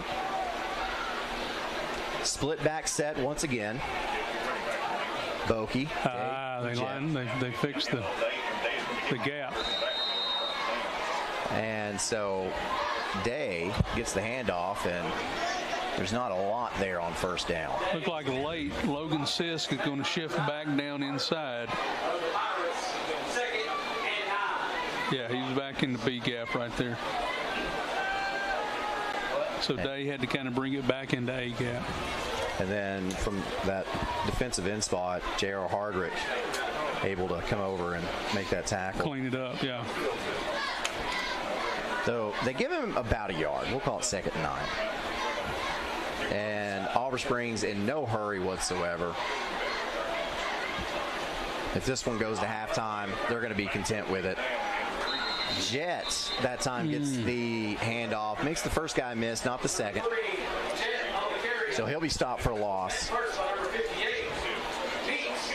We're going to go under a minute right here. Yeah, and South Pittsburg has no timeouts, so. What's the play clock differential? 20 seconds, so. You could take a knee here. Yeah, and it's over. Yeah. You get into the half, no, that's over. You get in, the half is over. Right. So. Play clocks run down to 4. Snap, a little bit of high snap. Jet takes it, and he's stopped. Play clock resets at 40, and I think that's going to do it. Yeah.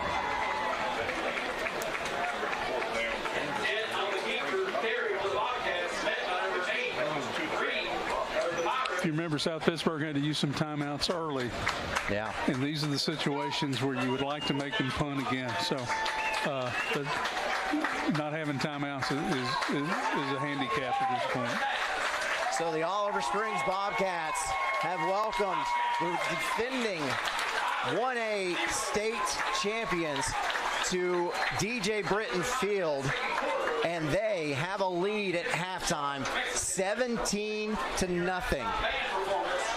Got a whole nother half to go, a lot of time left to play, but right now, Oliver Springs sitting pretty. Halftime festivities coming up. This is the OEB Law Game of the Week. Kathy Mae Martin has been making real estate dreams a reality for over 3 decades. Buying or selling real estate is one of the most important decisions you'll ever make. Choosing the right realtor is next. Thinking of buying or selling? Call Kathy Mae Martin at Coldwell Banker Jim Henry & Associates for all your real estate needs. Rest assured, with Kathy's knowledge and experience, you will be on the winning team. When the lights turn on and the game begins, you need a team you can rely on. Ray Varner Ford & Clinton's strong lineup of vehicles is crafted with the same dedication and hard work that drives our community. Experience quality and value in this pre-owned 2023 Ford Expedition Limited 4x4 $67,950, 2017 Ford F-150 Raptor SVT $41,950, 2023 Ford Escape ST Line $28,940. Local you trust, pre-owned vehicles you can afford. Ray Varner Ford, built for the game. 1952. That's the year Hammers opened the first store in East Tennessee. Now there are 5 stores, and there's always something new. Like in Hammers' popular ladies' boutique department, you'll find the lowest price possible on new arrivals every week. Find similar deals in the men's department and the expanded rug department. Plus, special purchases always offer surprise savings. You never know what you'll find next at Hammers. In East Tennessee, our work heritage runs deep. For over a century, the Plumbers and Pipe Fitters Union Local 102 has been part of the area's growth and prosperity. Don't sell yourself or your business short by hiring unskilled labor. Our cutting-edge labor training facility equips our members with the advanced skills needed to be the very best in the industry. Keep jobs local and the money in the state. At Local 102, we work tirelessly today to help build a better tomorrow for our community and our members. 1 in 7 people will need a blood transfusion during their life. That's 1 person every 2 seconds receiving a life-saving product. At Medic Regional Blood Center, we are the primary blood provider for 25 hospitals in 23 East Tennessee and southeastern Kentucky counties. Started in 1958, Medic has been serving Knoxville and the surrounding areas for 66 years. For 1 hour of your time, you can save a life. Visit medicblood.org for more information on blood donation. Energize your home with natural gas from ORUD, your affordable energy choice. See all the ways natural gas can improve your home by visiting one of the ORUD showrooms in Oak Ridge or Kingston. New gas appliances run more efficiently. They provide hot water when you need it, precise heat control for cooking, and can dry clothes in about half the time. Comfort you can feel. Savings you can use. ORUD Natural Gas. At Ferris, we want you to get the most out of your time and end each day feeling good. That's why we pioneered exclusive lawnmower suspension technology, allowing for full-speed mowing, even over the roughest terrain. Grow your business by getting more done in less time with Ferris. Ferris. Work hard, feel good. Found exclusively at independent Ferris dealers.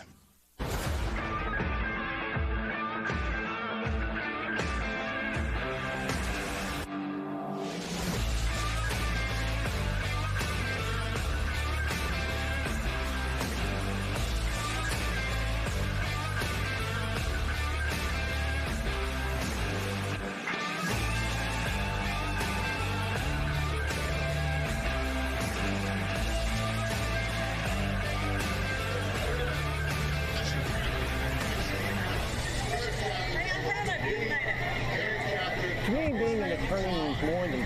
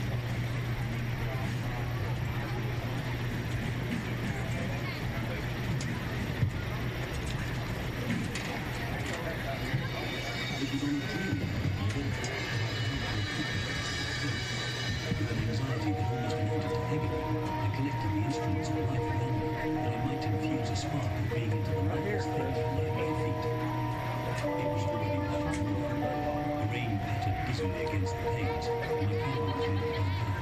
Now, the fire extinguishment to see the dull yellow eye of the creature open. It breathed hard and out.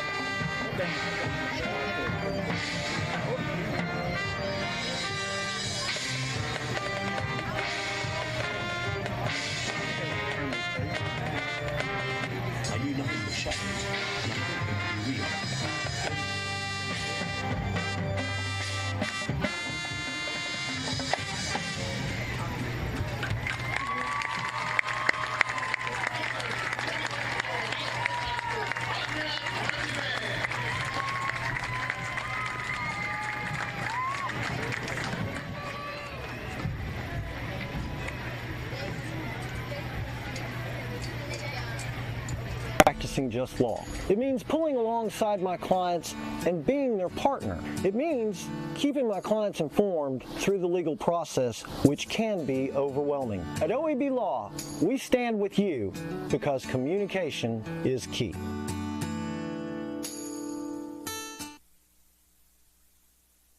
Hi, I'm Tim Elrod.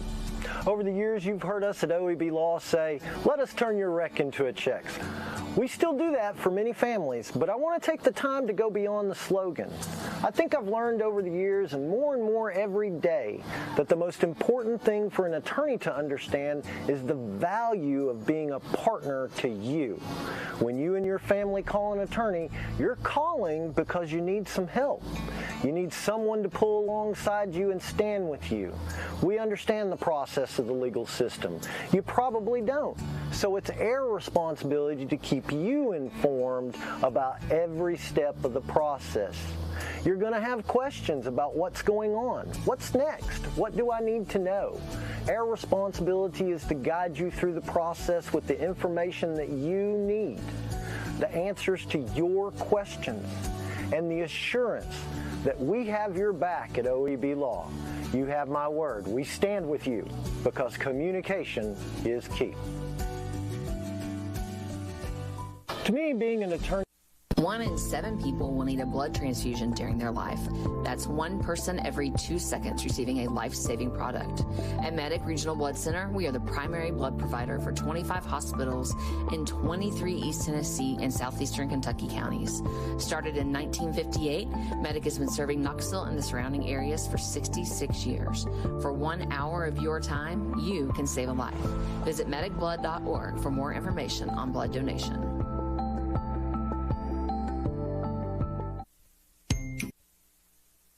Back to the OEB Law Game of the Week. Aaron Harvey, Dan Shoemaker. It is halftime here at Oliver Springs, and it's the Bobcats leading over South Pittsburg 17-0.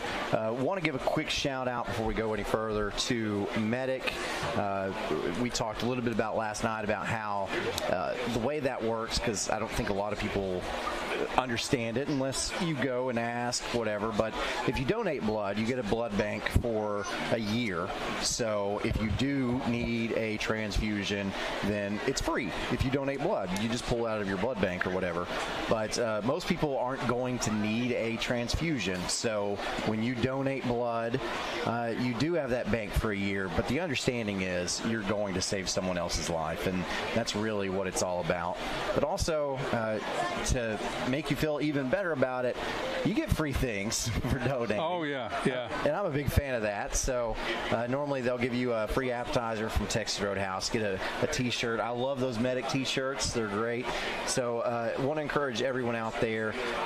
Yeah, okay, fine. The needle hurts a little bit when it goes in, but it's such a good thing to do to donate blood. So want to encourage everyone to do that. And to find a blood drive near you, you can go to medicblood.org. And I'm pretty sure until the end of the month, if you donate, you'll be put into a drawing to win 2 tickets to go see Morgan Wallen. And that's a big one. Right? That is the big one. Now, I like the appetizer. My wife's big on the T-shirt, but the Morgan Wallen tickets, I think that would be the top of the mark. Yeah, because that's a hot ticket. So let's talk about this Oliver Springs South Pittsburg game.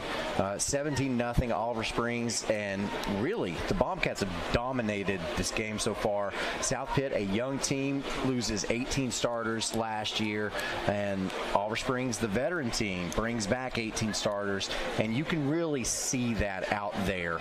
As I mean, this South Pittsburg team, this is a big boy game for those young players. It really is, and just looking at comments, I'm checking that during halftime while the band's playing. I'm kind of scrolling through.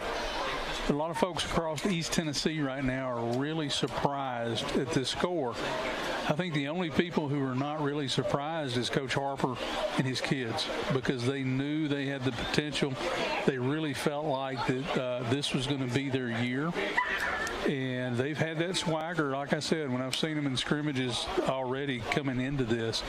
They're playing with a lot of confidence right now, and it's really showing up on the field.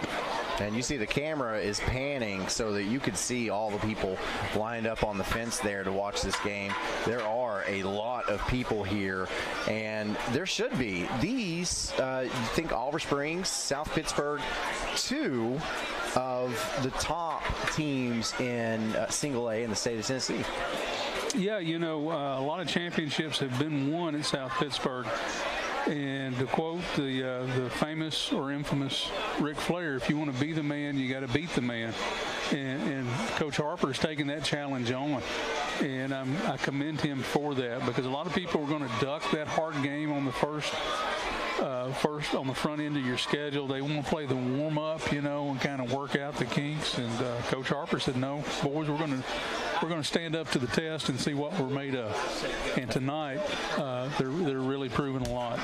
So I think this is going to be the big challenge, and I talked to Mr. Elrod about that when we had him on. South Pittsburg is a lot deeper than Oliver Springs. So even though Oliver Springs has come out and they built this halftime lead, you still got to play 2 more quarters, and you've got a lot more guys for Oliver Springs that are playing both ways, and you get that adrenaline of that first quarter, and as the game goes on, there's a chance that adrenaline starts waning a little bit. Starts to fade. It really does. And so Oliver Springs, they've got to keep it tough for 2 more quarters. You know, you know, the halftime routine is really big with that. Getting the Gatorade back in, or whatever they're using, Powerade, whatever it is, to get the electrolytes back in. I know some players who really dehydrate, especially early in the season, will take IVs at halftime, especially at the collegiate level, just to make sure that they're able to go. And so you always worry as a coach, did I spell them enough? Did I rest them enough during the first half? Because you like to get a rotation going, especially with your big guys up front. And so that's going to be the question. You know, that's going to be the question. Can the second half maintain, can Oliver Springs in the second half maintain the effort and the energy they brought to the first half? Now, see, they've got already a 17-point handicap here. So that's good. You come out with all that adrenaline, you build that 3-score lead. So even if you do drop off a little bit, really all you got to do is play a little bit of defense. Yes. Yeah, you're exactly right. Now, here's the other piece of that puzzle that I think will tell us the tale of the tale, the first 3 to 4 minutes in this third quarter. I always thought that was a very important time in any ball game. And we're going to find out, you know, what are the adjustments, how are those things working, and what is it that South Pittsburg is going to change up and try to do a little differently. What is it that the Bobcats are going to do a little differently? And so that 3 or 4 minutes is going to tell us a lot tonight. So asking you from a coach's perspective, because you've been in the locker room, you've done the halftime deal, you've seen this, you've made halftime adjustments. When you go into the locker room with a lead, or you go back to the field house, wherever they go with a lead, what, do you make adjustments? You know, what you're doing has been working, but you know South Pittsburg, they're going to counter with something. Well, yeah, what you try to do is anticipate what the next adjustment is. And so you're ready for that, you know, and you talk with your defensive coordinator and you say, okay, here's what I think may be coming up. If you see this, be ready with this, this, and this. And you talk to your offensive coordinator and say, okay, they're running that 4-man front now. That's giving us some problems. What can we do to answer that? And so that's going to be big. That's going to be big.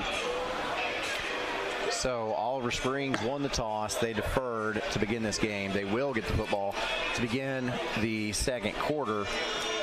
Or, I'm sorry, the second half. Let's say that right. This is night 2 for us, too. Yes.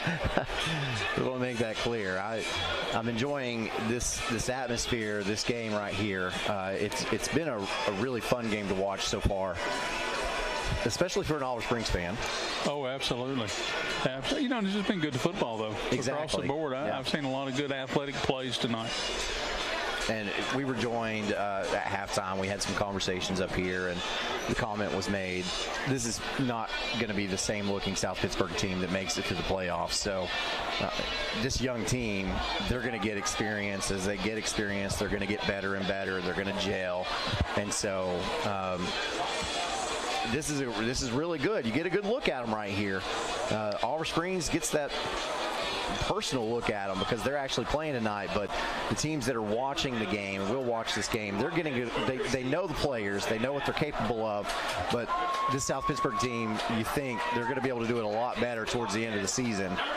Well, the biggest improvement you always see in teams is the improvement between week 1 and week 2. And so we won't see this same team, in a couple of weeks. The rust will be knocked off. They'll figure out who's playing where. Getting set for the kickoff. This kickoff tonight sponsored by the Knoxville Local 102 Plumbers and Steamfitters Union. And there is the kick. It is fielded at about the 11-yard line by Jackson Jett. Jett makes a man miss, still on his feet before he's finally gobbled up at about the 27-yard line. And that is where Oliver Springs will have a Hammers 1st and 10. Nice return. He's like I said earlier, he's quick as a hiccup. You think he's hemmed in, and then he's got a little jump cut, and then he's moving the other direction at that point. So nice little return here. Well, he takes it about the 12, 13-yard line. Gets out past the 20. He didn't 27, yeah. He didn't change his last name to Jett. It's just an appropriate one. So 3 wideouts to the left, 1 to the right to begin this drive. Day in the backfield with Bokey. That 4-man front. They stayed with the 4-man front. So Oliver Springs spreads them out.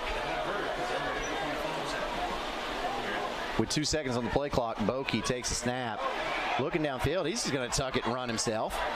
Makes the first guy miss up to the 30, and he's finally taken down. So not much there. Not much. The coverage in the secondary was really good. He comes off his first read, looks back across the field, and then just says, okay, guys, let's see what we can make happen here. You would rather see that in a positive play than throwing the ball into traffic. And so, second and 7. Same formation. Bokey calls out the play. Takes a snap. A handoff goes to Day, and Day's met in the backfield. Somehow makes it back up to the line of scrimmage, and it'll be 3rd and 7. Jordan McClendon was in the backfield about the same time that Day got the football. Whew. That was a big hit.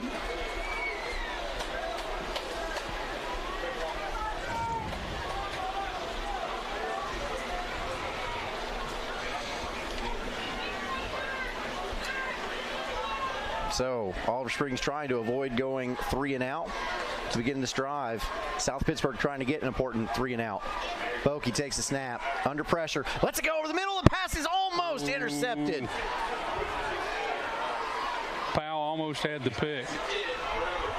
Sure did. Throw was a little bit behind, tipped, and Powell almost had the pick right there. See the Chuck Fleischman replay. He might have scored had he gotten it. Yeah. Came so close. Pass just a little bit high and behind the intended target, Jett there. So here is Mason Day. Punts this one away. It's a high, wobbly kick, and it will take an Oliver Springs bounce. And will be down at the 31. Yeah, that was Powell back there. Ball got away from him a little bit. My rule was if you're not going to catch it, get away from it. Don't stand there and look at it because it may bounce back into you. Yeah, then he chased it down. Yeah, don't chase after that one. And then gets a little nudge. Maybe he'll hit the ball. Little gamesmanship there. Yeah. Dalton Reynolds trying to make something happen. Hammers 1st and 10. Handoff goes to Buckner. Buckner gets ahead for about 3 yards. It'll bring up 2nd and 7. About 3. You remember last year in that game, that play was a 7-8 yard play about every time they ran it. Oliver Springs has gone to school over the offseason and figured out ways to make that play not as effective.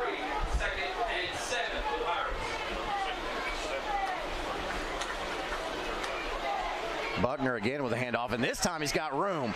He's got the Hammers first down and more. Crosses midfield down to about the Oliver Springs 46-yard line. Looks like they brought it one gap wider right there, and that's what we saw last year during the playoff. Got the crease right there. And they've got everything sealed up inside. Your safeties and corners then are having to make that tackle. So far, South Pittsburg winning this second half. Handoff Buckner again. And he gets it ahead to about the 39. And it's funny, South Pittsburg has ran the same 3 plays. Yep. Pretty much coming, Buckner across the right side there. Yep. Looks like South Pitt's pulling a guard. Yeah. Pick up a 5 that time, or a long 4. We'll call it 2nd and 6.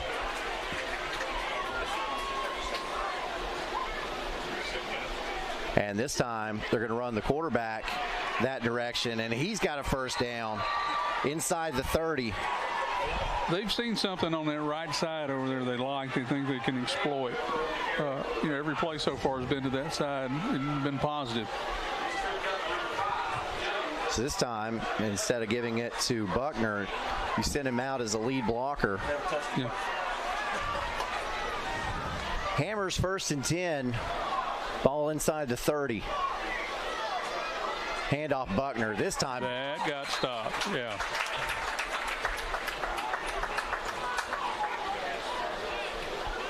So they were waiting on that one. So now, Coach Shoemaker, you run a counter. That's what old Danny Boy would call. Yeah, Oliver Springs finally figured out how to stop it to the right, so now you run it to the left. Quarterback keep on the little counter play right there would be really, no, now we're going to run the Q sweep. And Cooper should have enough for a Hammers 1st and 10. See if they give it to him. I think he's got it.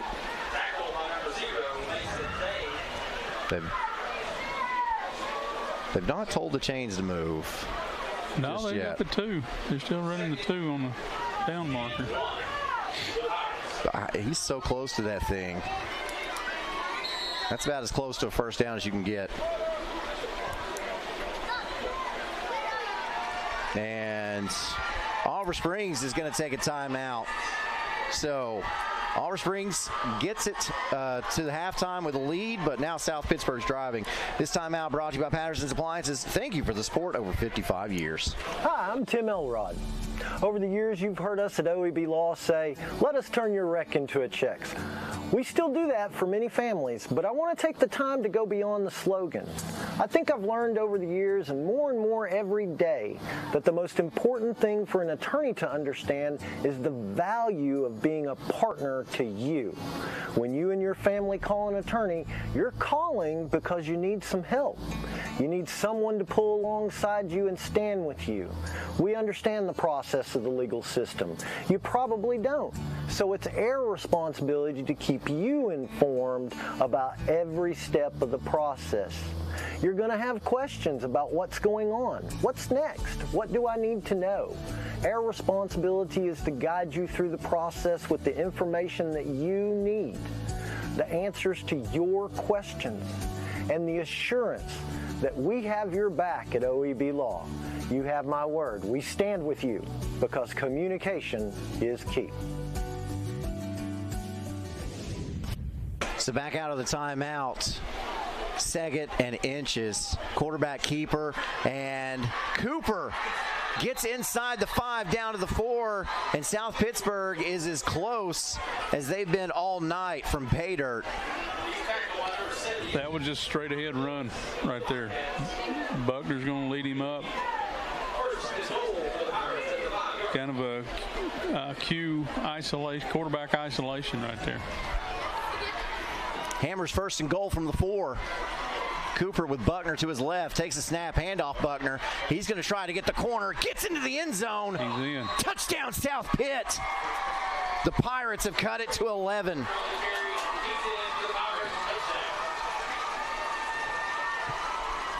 Remember what I said about that first 4 minutes? Yep.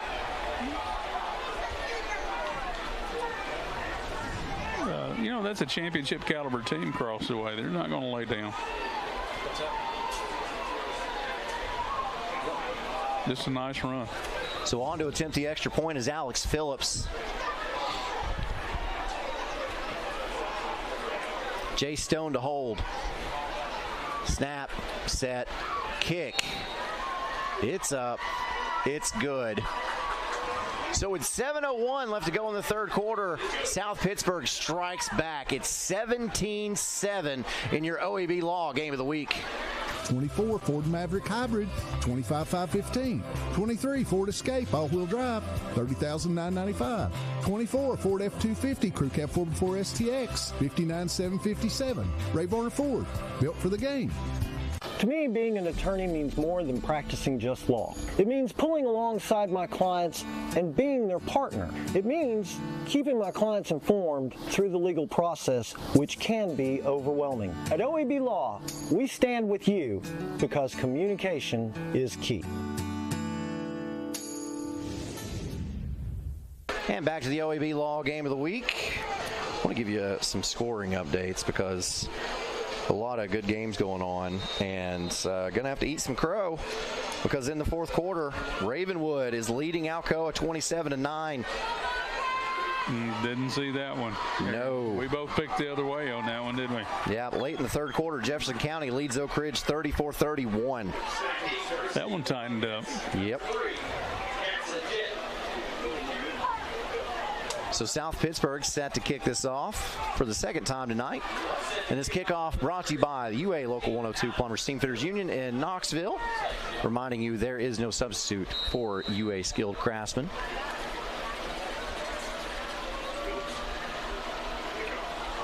Here's the kick. High, end over ender. It will go out of bounds. Out of bounds. Bring it out to the 35. Or you can move the ball back 5 yards and make them kick again. Most folks don't do that.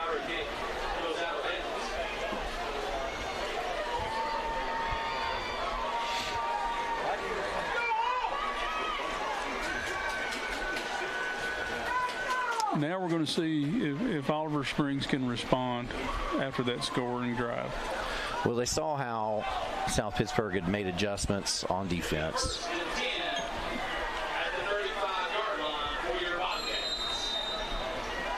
Bobcats able to run in the first half. South Pittsburgh trying to take that away this half. Split backfield, handoff. And that's Mason Day, and Day gets up to the 40-yard line. Yeah. And he's got a cramp. Remember those electrolytes and all those things we were talking about? Yeah, he might not have had an IV in the... Yeah.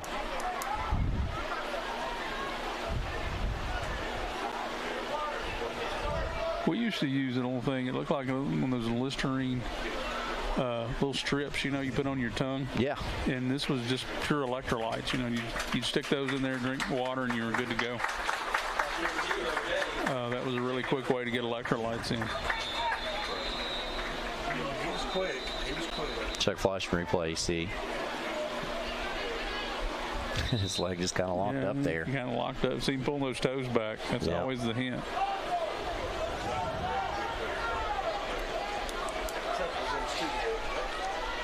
And the bad part about it, once that starts happening, it's hard to get enough fluids in to alleviate that. Got to hit the pickle juice. It works. Two wideouts to the near side, one to the left. Handoff. This goes to Jet.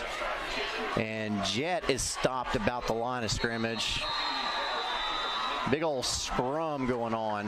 Yeah. And now we've got a flag. Yeah, it looked like an old-timey piling on call. I'm not sure what they call that these days. But when you jump on the pile like that, it's typically frowned upon.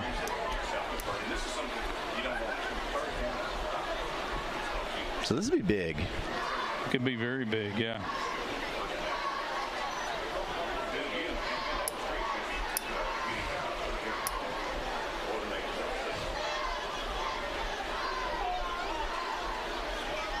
Dead ball, personal foul, South Pittsburg. I swear I think it's a piling on. That might be what it was. I don't know what the signal for piling on is, but that's an old-timey call. But we've talked a lot about the 6'6" defensive end for South Pittsburg, J.R. Hardrick, and when that flag got thrown, he turned around and threw his arms up at his team and talked to them. So trying to... Okay, and here it comes right there. Yep. Yeah. And so it looked like to me he was trying to tell his team, like, we can't have this. Exactly. Quick snap on first down. Jet with the carry. Jet spin move down to the 35-yard line of South Pittsburg. That's going to be close to a Hammers first down. That looked like one of those Nintendo button moves, right? The circle or the X or whatever. What's the zoop?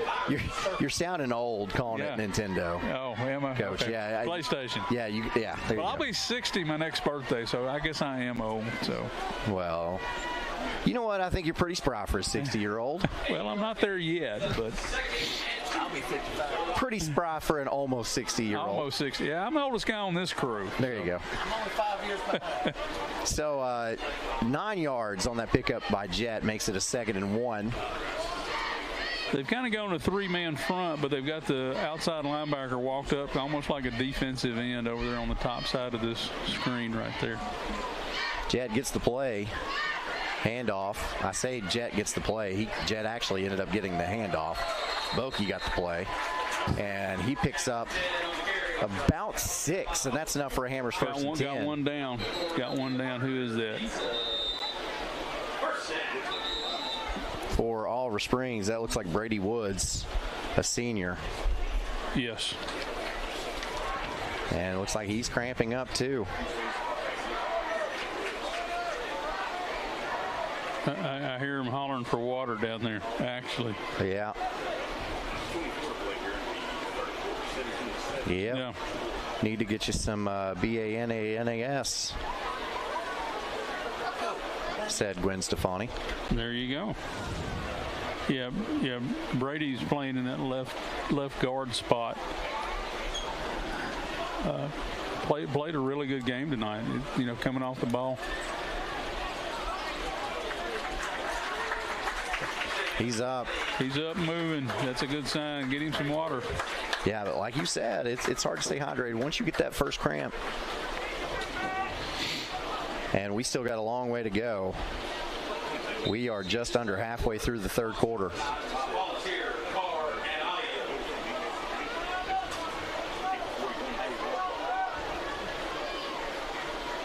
But Oliver Springs trying to respond after South Pittsburg puts up its first points of the game.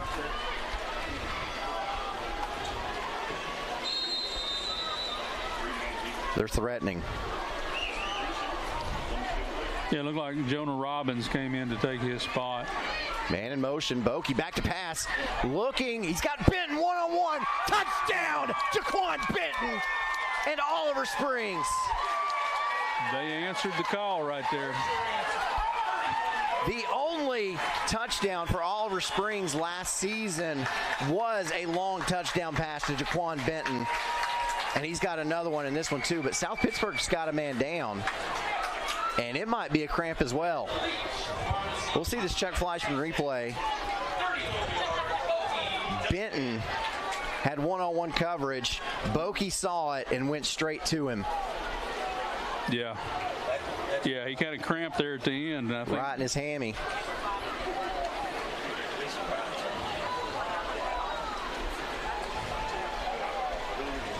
Good teams respond, and that's what we just saw right there. That's a big response, and that's why Jaquan Benton is such a weapon. He's a junior.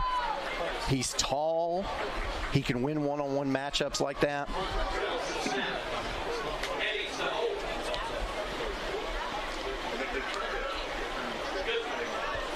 So Oliver Springs uses Bryson Goodman to kick extra points and to do kickoffs. But when they needed the 41-yard field goal, they used the quarterback, Liam Boakey. Boakey, yeah. So do you think they do use Goodman so they don't have to use Boakey? Yeah, I think so. You want to get him off the field some, get him something to drink, let the coaches work with him, get things, organized in that manner. I know a lot of places, Luke Treese only plays on offense. Mm-hmm. He's a great kicker too. Right. Jack takes those duties over now, so you can get him off the field and talk to him. I know Beefy wants to talk to him and get things figured out. The kick is up. It is good. So South Pittsburg scores. But 2 minutes later, Oliver Springs responds. It's the Bobcats 24-7 with 5:12 left to go in the third quarter of your OEB Law Game of the Week.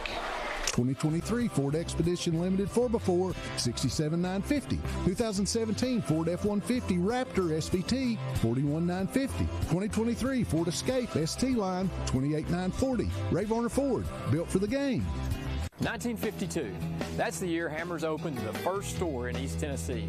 Now there are 5 stores, and there's always something new. Like in Hammers' popular ladies' boutique department, you'll find the lowest price possible on new arrivals every week. Find similar deals in the men's department and the expanded rug department.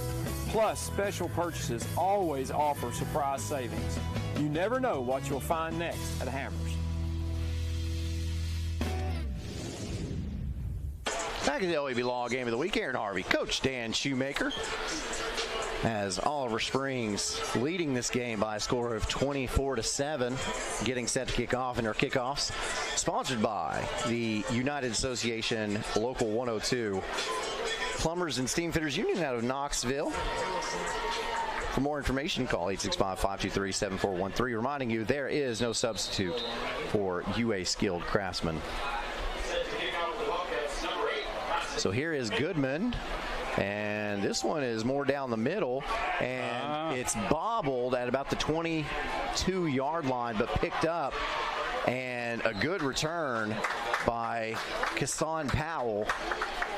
That was, I mean, the pressure of having to take your eyes off the coverage, find the football between your feet, and then come on and get a return. He did a fine job with that.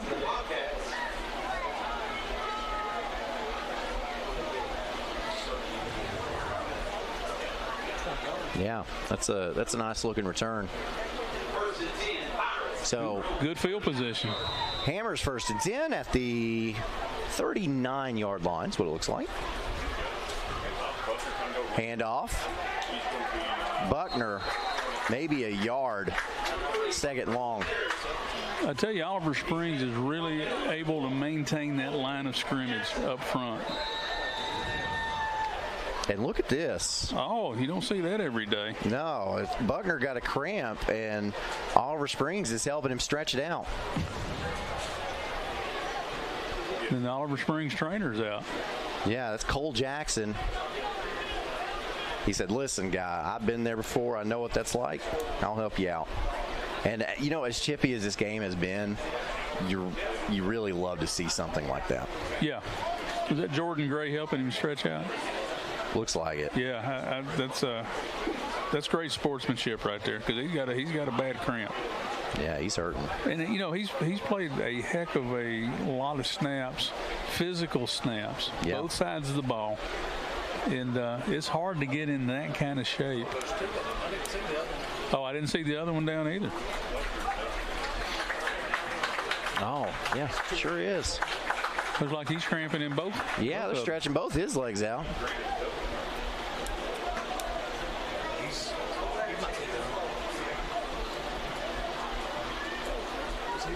That's tough. It's been a very physical football game here tonight.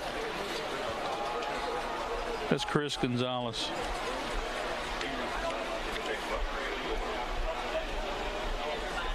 Buckner still walking a little gingerly as he leaves the field.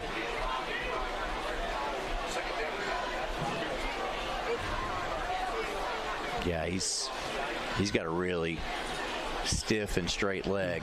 Mason Day has made it back into the lineup here on defense.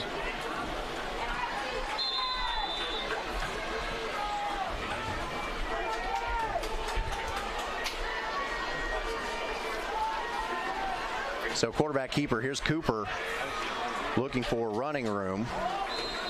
And he will get about 5 yards, and that'll bring up third and manageable. You know, I was sitting here thinking, with Buckner out, who's your next best running back?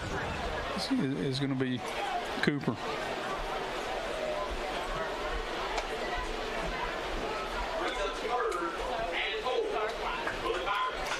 I remember this team looked a lot different last year. Not when we saw them here against Oliver Springs, because the starting quarterback got hurt in that first drive, but yeah. You know, they had quarterback Camden Wellington, and Wellington had thrown for 1,800 yards. He was a 2-time Mr. Football finalist, and they don't have Wellington out there, and it's obvious that because they are so run heavy. Right. Fourth and about, what, a yard, a little less maybe? About half a yard, and yeah, it's on the South Pittsburg side of the field, but you have to think that the Pirates are going to go for it I here. think you go for it, yeah. I mean, it's a short yardage, and they've been able to actually get pretty good push. So under center now, and it's a fumble. He's short. That ball's going over. And there's a flag. Dead ball. False start. Oh, my goodness. Well, that's a big one. That means the play doesn't count. But now it's going to be 4th and 6. Coach Stone's got a decision now.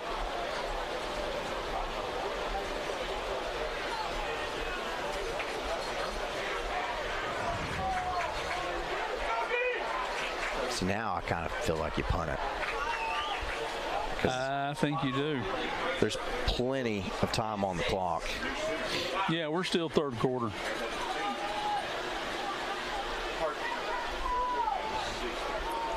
Could go freeze. You know, go hard count, go 2. That's true.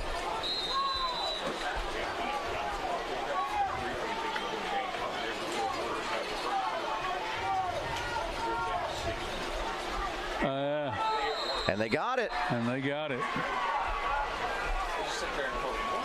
Now 4th and 1.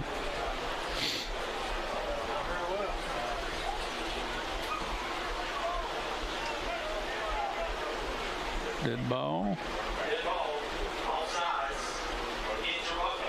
You got to know that's coming. If you're Oliver Springs, you have to know.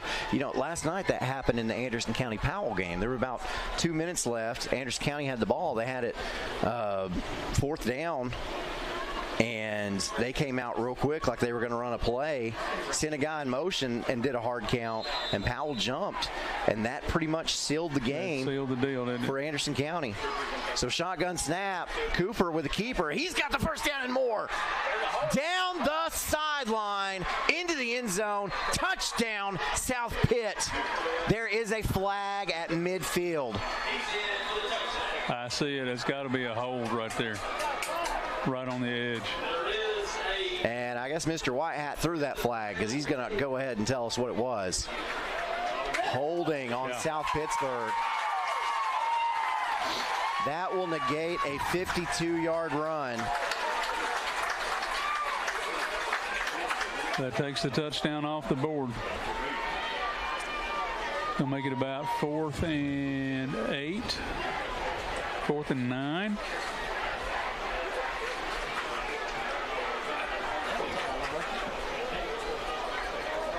And we got another player down for South Pittsburg in front of their sideline, about the 20-yard line. I think that's an injury. I didn't see a cramp with that one.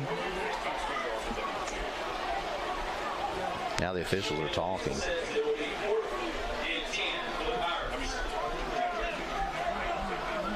Now the spot was around the 50, which means I thought it was going to be about 4th and 9. Coach Stone's not questioning this at all, but it doesn't really matter because he's decided to punt anyway. Yeah, I don't think the yard makes that big of a difference, but had a sideline warning against Oliver Springs? I don't know. I didn't see it. Yeah. Yeah, it was a sideline warning. They're talking to the coaches down here now.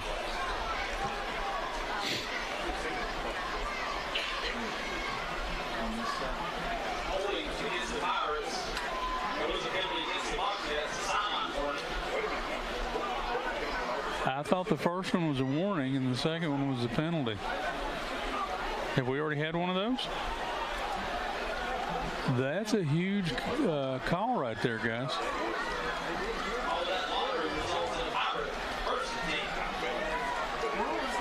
Pirates get an inherited first down right there, but I didn't. Okay. Wow. Okay. So that was a lot of craziness. Yeah. So South Pittsburg has a Hammers 1st and 10 at the Bobcat 46-yard line. Cooper takes a snap, and he's gobbled up in the backfield, and he'll be tackled around midfield. And another flag comes out. I think they're getting the sideline over there. Coach was getting really animated.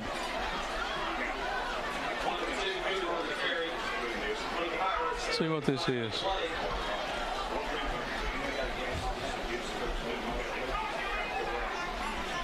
Personal foul. Oh, okay. So you lose yardage on that play, and then you get a personal foul penalty. So that Hammers 1st and 10 is going to net you, or it's not. You're in a deficit. You're going to lose about 19 yards, I believe. And dead ball, you also lose the down. Did you see anything? I didn't see it there, but I didn't see it either. Okay, it's going to be down in the bottom. Oh, yeah. Okay. A little more of that okey doke right there in front of the official.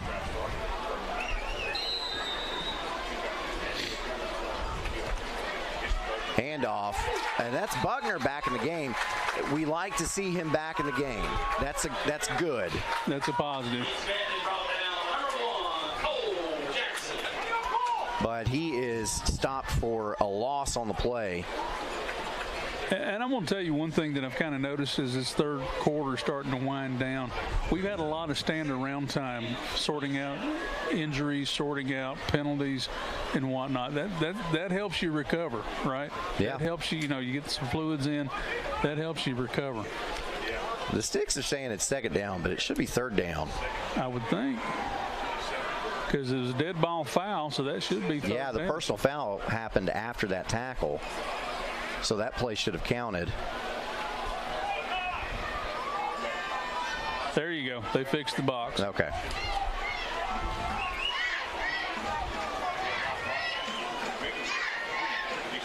Buckner up the middle, and he's swarmed. He's had a rough night tonight. He's been hit a lot. Played hard. So this will be fourth down. And you would need about 3 sideline warnings this time to give South Pittsburg the automatic first down. They mark it at the 37-yard line, looks like. Yeah. So they would need 26. It's 4th and 26. 4th and Frostbottom from here. That's right. South Pittsburg has to punt this one away, and it's toward the sideline, bounces out of bounds. It is out of bounds. That way you make sure they don't return it. That's right.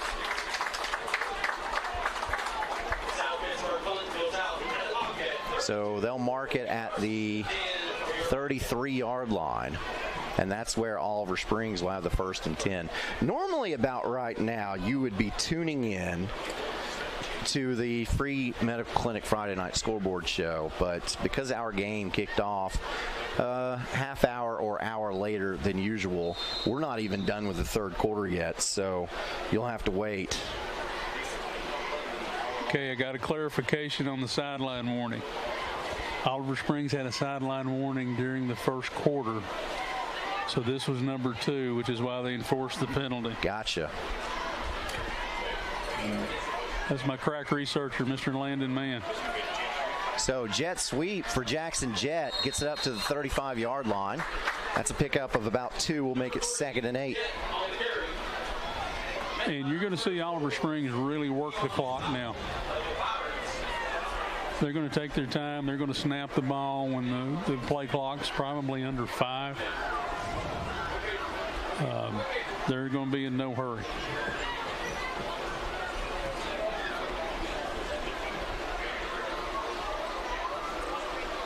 Well, another reason you're not in a hurry is to save your energy. Save your energy. You want to burn that clock. Third quarter winding down, 5 seconds on the play clock, and Jet gets the carry again. He bounces it backwards before moving forwards for about 3 more yards. And I believe that'll bring up 3rd and 4. And that'll be the last play of the third quarter. Sure will. So South Pittsburg struck back first, got on the board to make it 17-7, but then Oliver Springs responded. The Bobcats score again to go up 24-7, and they've got the ball, and they will have it with 3rd down and 4 to begin the 4th quarter of your OEB Law Game of the Week. In East Tennessee, our work heritage runs deep. For over a century, the Plumbers and Pipe Fitters Union Local 102 has been part of the area's growth and prosperity. Don't sell yourself or your business short by hiring unskilled labor. Our cutting-edge labor training facility equips our members with the advanced skills needed to be the very best in the industry. Keep jobs local and the money in the state.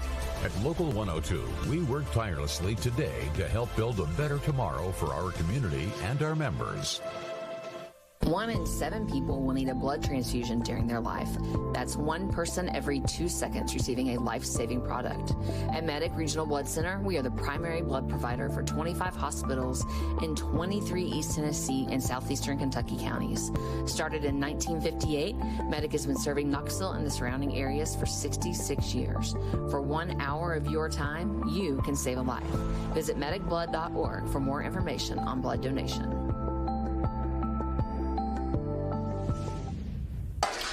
Back at Oliver Springs, Bobcats with a 24-7 lead to start the 4th quarter. Some scoring updates for you. Jefferson County gets the win over Oak Ridge, 34-31. And it is Ravenwood taking down Alcoa. Final score 27-17. Oh, I've got a score 09-28, Rockwood 7. Here is Jackson Jet. He's got enough for a Hammers. 1st and 10.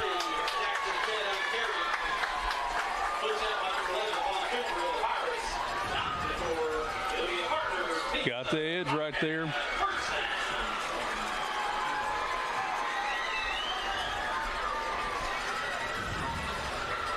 So now Oliver Springs at the Pirate 48-yard line. And they're going to take their time. 40-second play clock. They're going to milk that for all they can.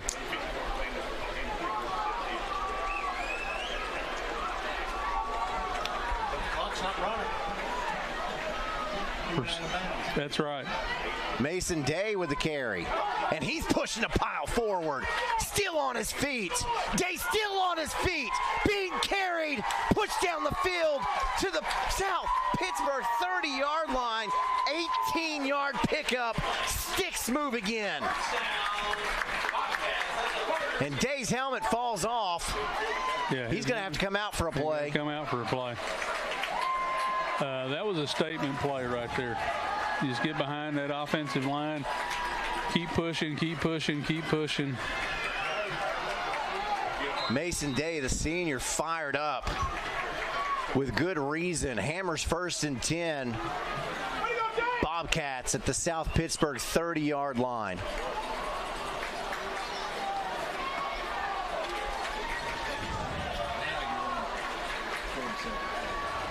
So Cole Jackson takes the place of Mason Day.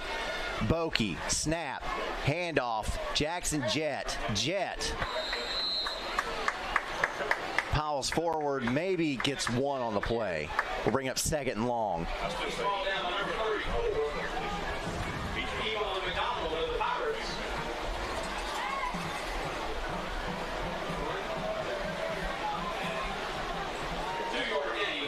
Tyler Phillips is working his right wrist. I'm not sure what happened in there. He's not coming out.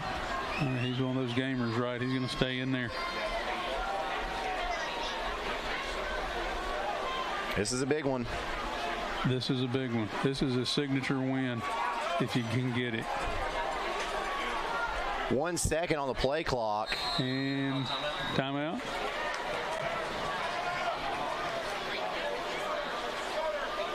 I'm not seeing it. I guess they got the timeout.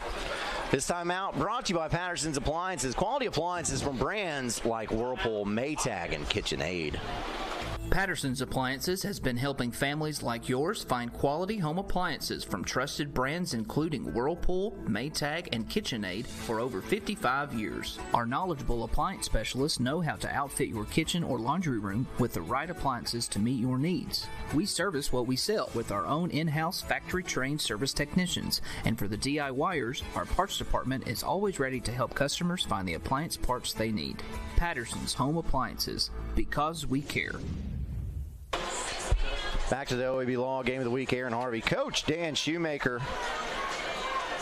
We're seeing a big one here. We are seeing a big one. Alluded to it in the pregame, but no Morgan or Roane County team has ever defeated South Pittsburg. And Oliver Springs has a chance to change that. They really do. 10:30. The big thing is you tell your players we got to finish the deal, right? Have to. Cole Jackson with the handoff, and he goes for the sticks. It's going to depend on where they mark it. The only thing is, though, he goes out of bounds, which stops the clock. It does.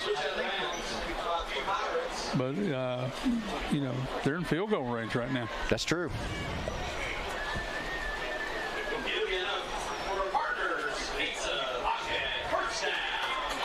And he did get enough for the first down, so ball spotted just inside the 20-yard line. Bobcats have entered the red zone. They have entered the red zone. Now 10:22 left to play in the game.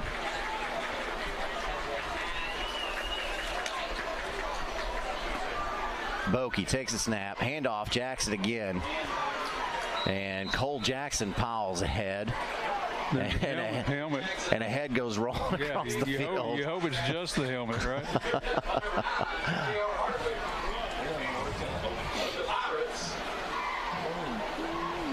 South Pittsburgh's kind of got their back against a wall right here. If they give up a score here, it's going to be really hard to get back into this thing. So that you're going to start seeing that defensive coordinator bring pressure. He's going to start trying to run stunts and taking some chances. And Oliver Springs is also going to try to take advantage, knowing that they're going to try to call plays that can break big. And South Pitt jumps off sides. And I believe that'll be enough for the Hammers first. And will it be goal? It will be. Hammers first and goal. It's one of those inherited first downs. That is. That it is. So just inside the 10-yard line. And the clock's running, so they're going to take their time. Clock's running, about 30 seconds on the play clock.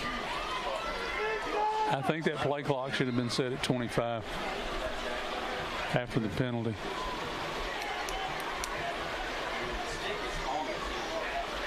Oh, we got an injury. No, do we? What's going on? I have no idea what's going on.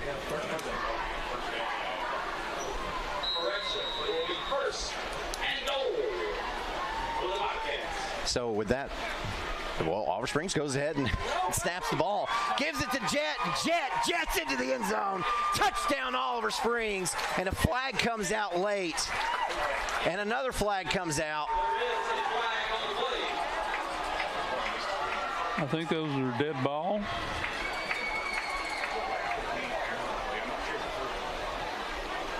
Personal foul, Oliver Springs. Personal foul, South Pitt. And so, no, it's not a dead ball. Those took place during the play, and that will wipe a touchdown off the board. A do-over like we used to do in the backyard. A mulligan. That was a great design play, run really well. Oliver Springs will come back to that at some point. So now both teams tonight have had 6 points taken off the board. Yeah. We're missing somebody. We're short somebody.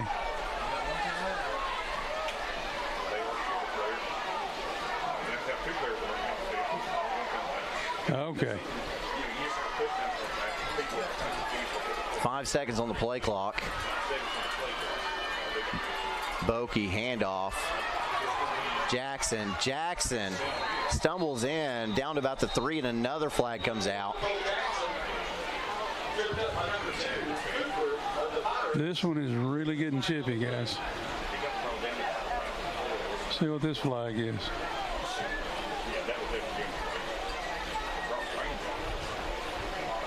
A block in the back. That's interesting. Let's watch the replay.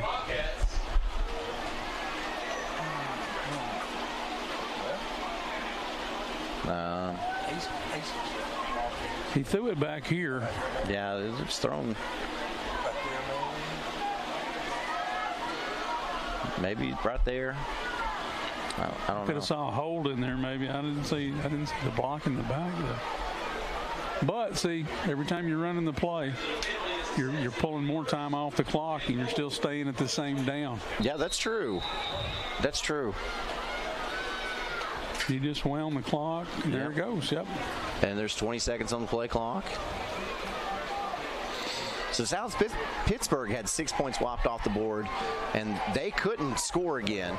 Let's see if Oliver Springs can still get into the end zone.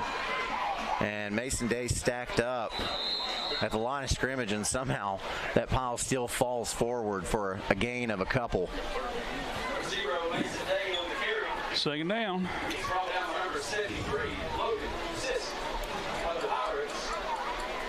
Gain of 1. So second and goal from the 18.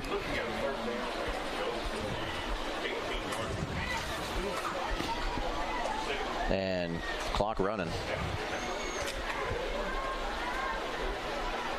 We ran that first down, what, 2-3 times? Yes. With the clock running each time, so. So still 15 seconds on the play clock, but Oliver Springs looks ready to snap the football.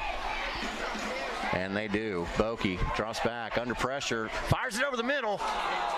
Incomplete. 2 receivers open. They were kind of running together. I like the call. Yeah, Bokey really couldn't step into that because he was under pressure. He had pressure. He kind of had to get it up over that defensive line. So third and goal from the 18, but we've already seen Oliver Springs make a 41-yard field goal, so we know that's an option.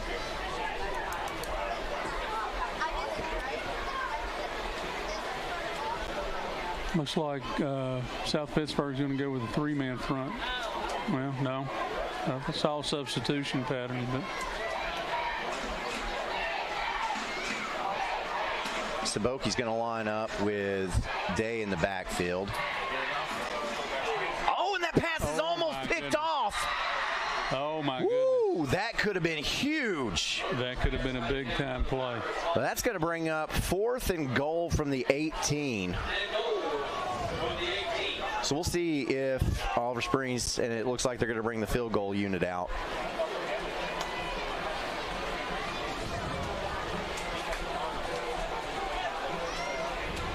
You remember I said South Pittsburg had their back up against the wall? Yep. This holding them to a field goal right here is a win for them. while it does give them another score, it doesn't increase the number of scores you need. So from close to the right hash, just inside of it, this will be a 35-yard attempt for Boki. Snap is a little low, but it's set, it's up, it's good. Boki 2 for 2 on field goals tonight. And Oliver Springs runs its lead up to 27-7 with 7:50 left to go in the OEB Law Game of the Week. Energize your home with natural gas from ORUD, your affordable energy choice. See all the ways natural gas can improve your home by visiting one of the ORUD showrooms in Oak Ridge or Kingston. New gas appliances run more efficiently. They provide hot water when you need it, precise heat control for cooking, and can dry clothes in about half the time. Comfort you can feel. Savings you can use. ORUD Natural Gas. And welcome back to the OEB Law Game of the Week. Get a Chuck Fleischman replay of that Liam Boki field goal. That would have been good for probably about 45, I'd say. In our community, he's got quite a leg.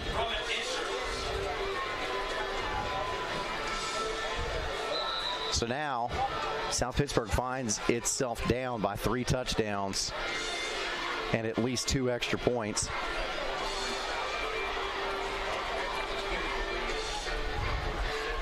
As we get set for this kickoff. Kickoff sponsored by UA Local 102 Plumber Steam Fitters Union in Knoxville, reminding you that there is no substitute for UA skilled craftsmen.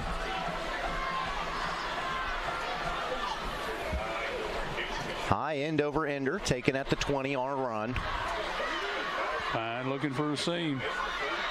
And this is Powell, and Powell with a good return. Gets it to the Bobcat 44-yard line, so South Pitt will have really good field position to begin this drive. Yeah, he found a nice little seam over on the left side. He knows he's kind of being really patient and letting it develop. And then once he gets it, there he goes.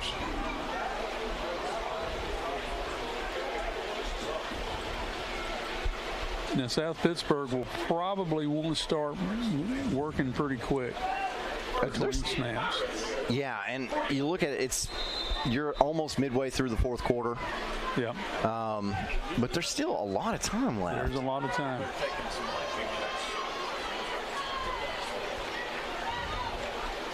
Cooper drops back to pass. Under pressure, escapes it, rolling to his left. He'll have to keep it, and he is down after a gain of about 1. That's a lot of running to pick up 1 yard. Stays in bounds. And stays in bounds.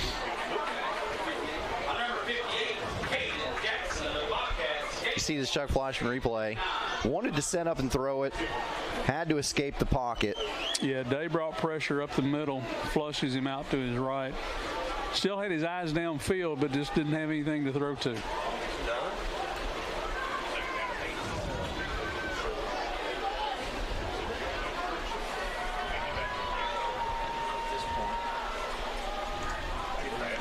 Back to pass again is Cooper. Cooper again has to tuck it, and he'll be stopped around the line of scrimmage, and it'll be 3rd and a long 8 or a short 9. Buckner was open down the middle, but he just didn't get a chance to find him.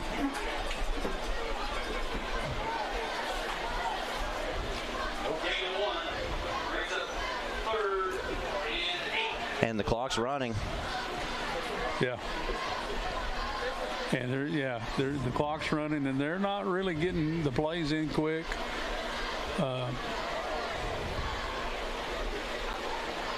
And this is the kind of thing that South Pittsburgh's going to improve on as the year goes on. As it goes on. You got a sophomore quarterback taking the reins over. 3, 2, 1, 0. Delay a game. They ran 40 seconds off the clock and did not get a snap. Yeah. And that makes a 3rd and 9, a 3rd and 14. Can't have that as we go under 6 minutes to play in this fourth quarter.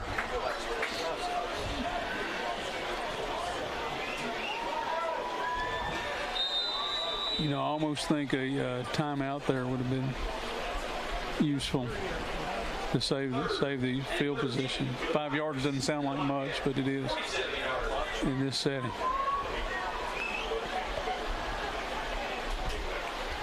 Clock continues to run. Cooper takes the snap, fakes the handoff.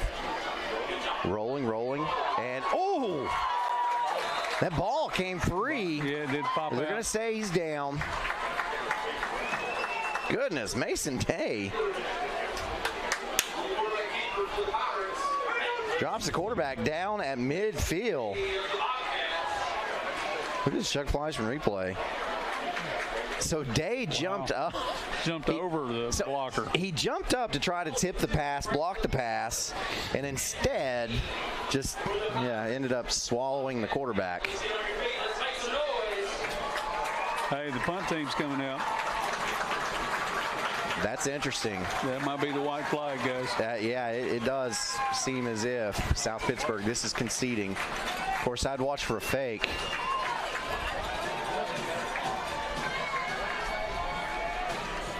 High snap. This is not a fake. And this is not a good punt.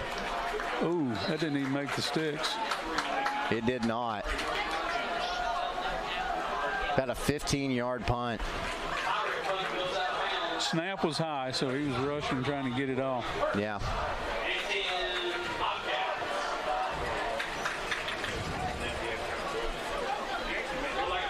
If you're an Oliver Springs fan now, you can kind of start feeling it a little bit. If they can snap the ball 9 times, they win the ball game.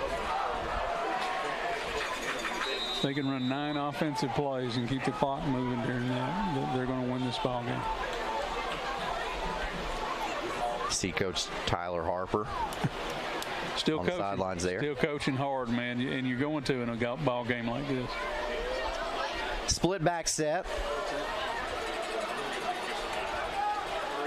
Handoff. No gain on the play. That went to Jet.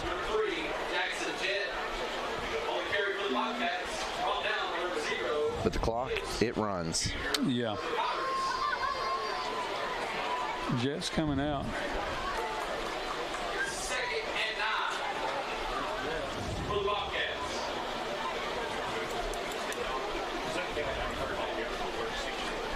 20 seconds on the play clock. Going to go under 4 minutes.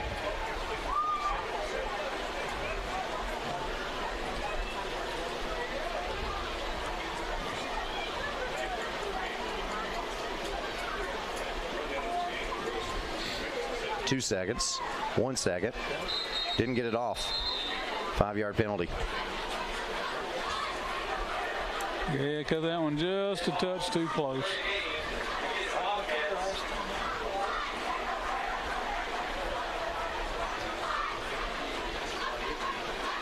I'll back it up. It'll be 2nd and 14.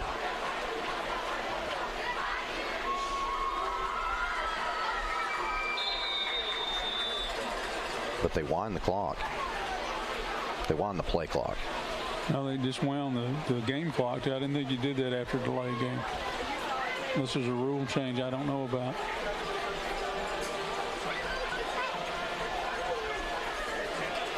You got the edge. Pickup of about 4 gets to the original line of scrimmage. It'll be about 3rd and 10.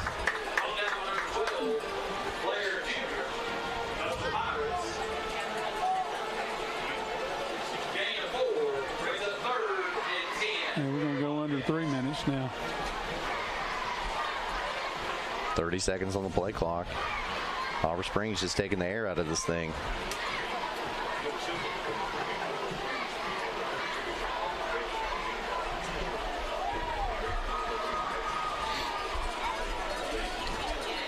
I want to commend the officials. They've done a really nice job tonight of keeping control of this thing. And when it started to get a little chippy, they kind of asserted themselves and got things back under control. Yeah, that's what you have to do.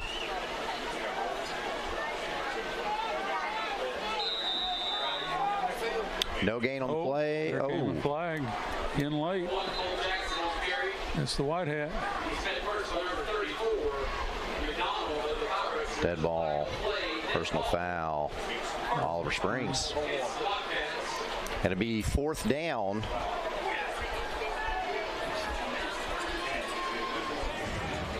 It'll be 4th down at about 25. We'll see this check flash from replay. He's right at the end.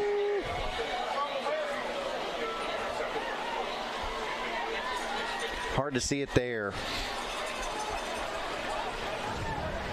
But the white hat was right there. Yeah, he's right in front of it. But see, you commended the officials for asserting themselves when it started to get chippy. Yeah. I've seen it so many times that the officials will not do that, and it causes so many problems. Yeah. Kids get into fights when that happens, and it's bad. So, got a whistle.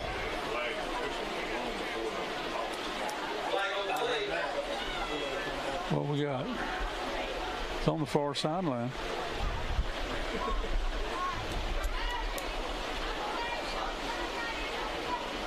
That ball. Illegal shift.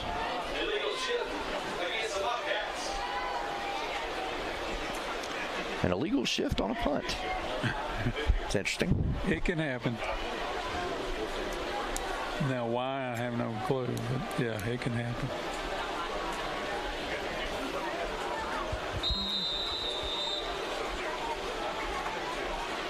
And the clock starts again.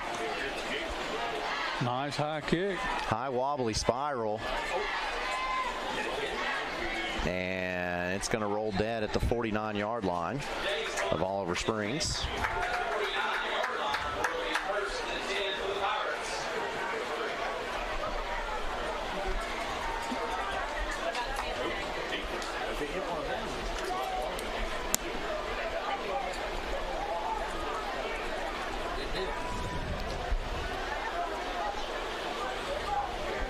We got another flag?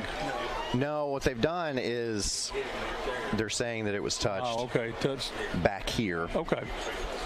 So actually, South Pittsburg will have it at the 43-yard line. Okay. Instead. Two tights. And under pressure again as Cooper rolls to his right and breaks free, but finally tackled down at about the 31-yard line. That'll be enough for a Hammers 1st and 10. So that will temporarily stop the clock. First down, and it cranks again. Why is it not cranking? There we go. It's Cooper, empty again. That's just regular sweep coming. Yep, keeps it going to the right, moves it back to the left, gets it down to about the 25-yard line. Clock running. 1:35 left to play now.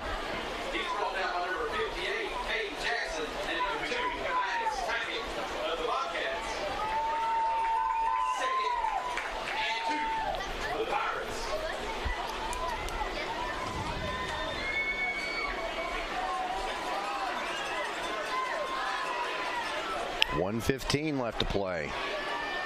Cooper. Timeout.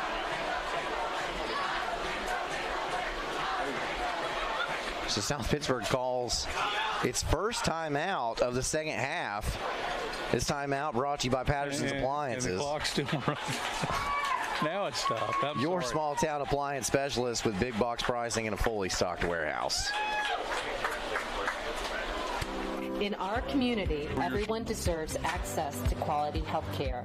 At the Free Medical Clinic, we offer no-charge medical services to those without insurance. There is never a bill at the Free Medical Clinic. From primary care, preventative care, diagnostics, and specialty care, our dedicated team is here to help. The Free Medical Clinic, taking your fear away from becoming sick or hurt. Go to fmcor.org to become a patient. Remember, there is never a charge for your care. fmcor.org. 64 seconds left in this game. South Pittsburg with the ball, but down 3 scores. 2nd and 1.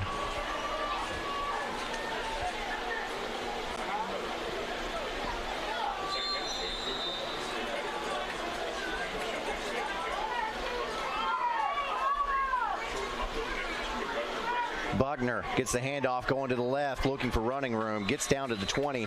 That's enough for Hammers 1st and 10, so it will stop the clock for a second while they move the chains.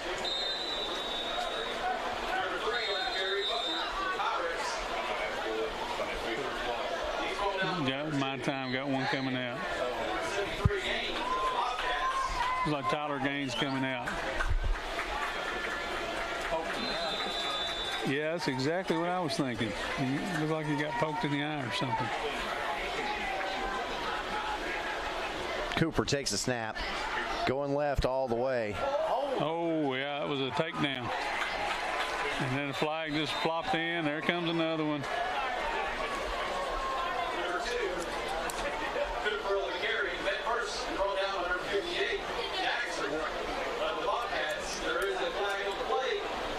I think I saw a signal for a face mask, maybe.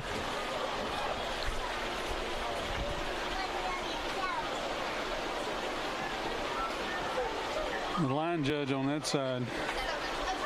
But there they go with it. Foul, face mask. Yep.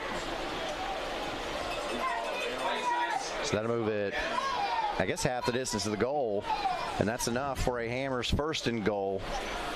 Ball will be spotted right at the 10-yard line with 31 seconds left. Clock winding.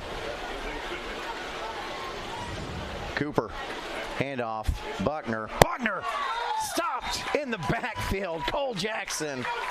That's an exclamation point. That's probably your last play, guys.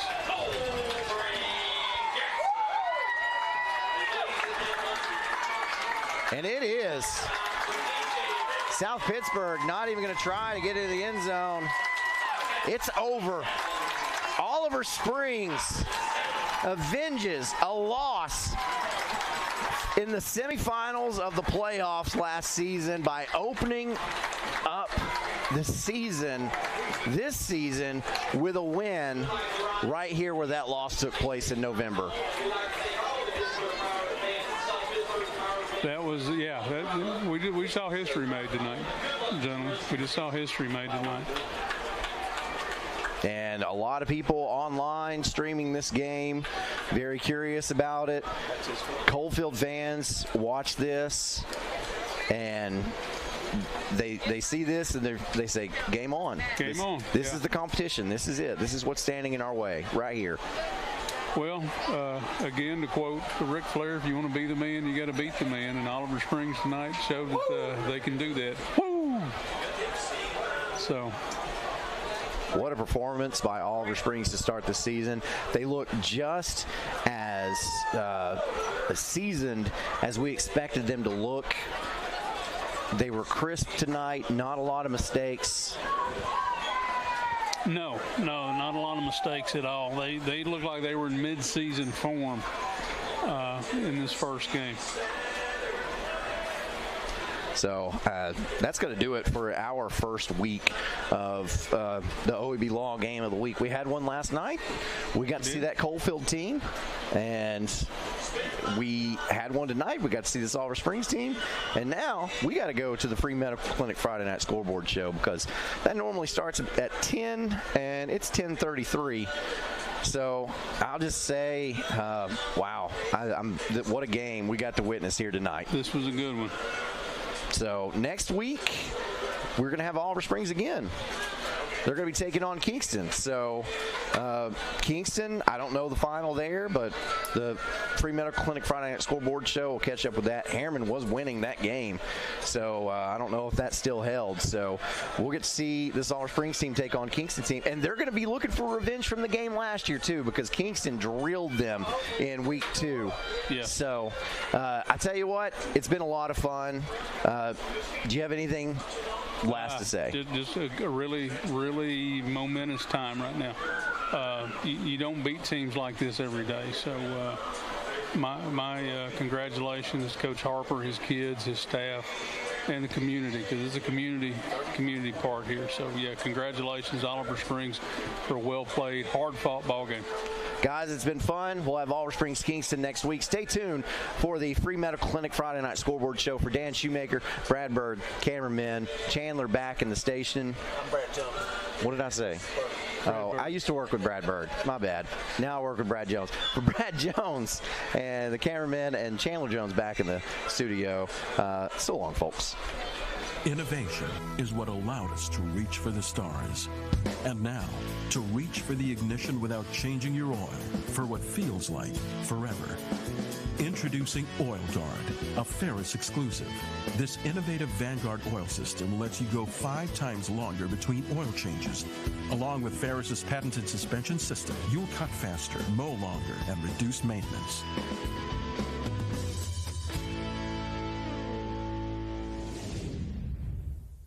Evans Mortuary has been serving the needs of families in and around Roane County since 1976. As established members of our hometown community, we understand the security of dealing with people you know you can trust. We build our reputation on this trust. The Evans family appreciates the confidence the community has expressed in us over the years and will constantly strive to earn that favor. Evans Mortuary, 805 North Gateway. What is strength when you're battling cancer? Is it a shoulder to lean on? A voice of hope? Is it confidence in the most available care options? Or is it unmatched expertise answering your hardest questions? Giving you the courage to move forward. At Covenant Health, we think it means all of this and more. For you. Let our strength be yours. I wanted to continue my education after high school, but my family and I didn't think we could afford it. Then I found out that Roane State has the options to make college possible. Now I'm pursuing my dreams and will make my family and community proud.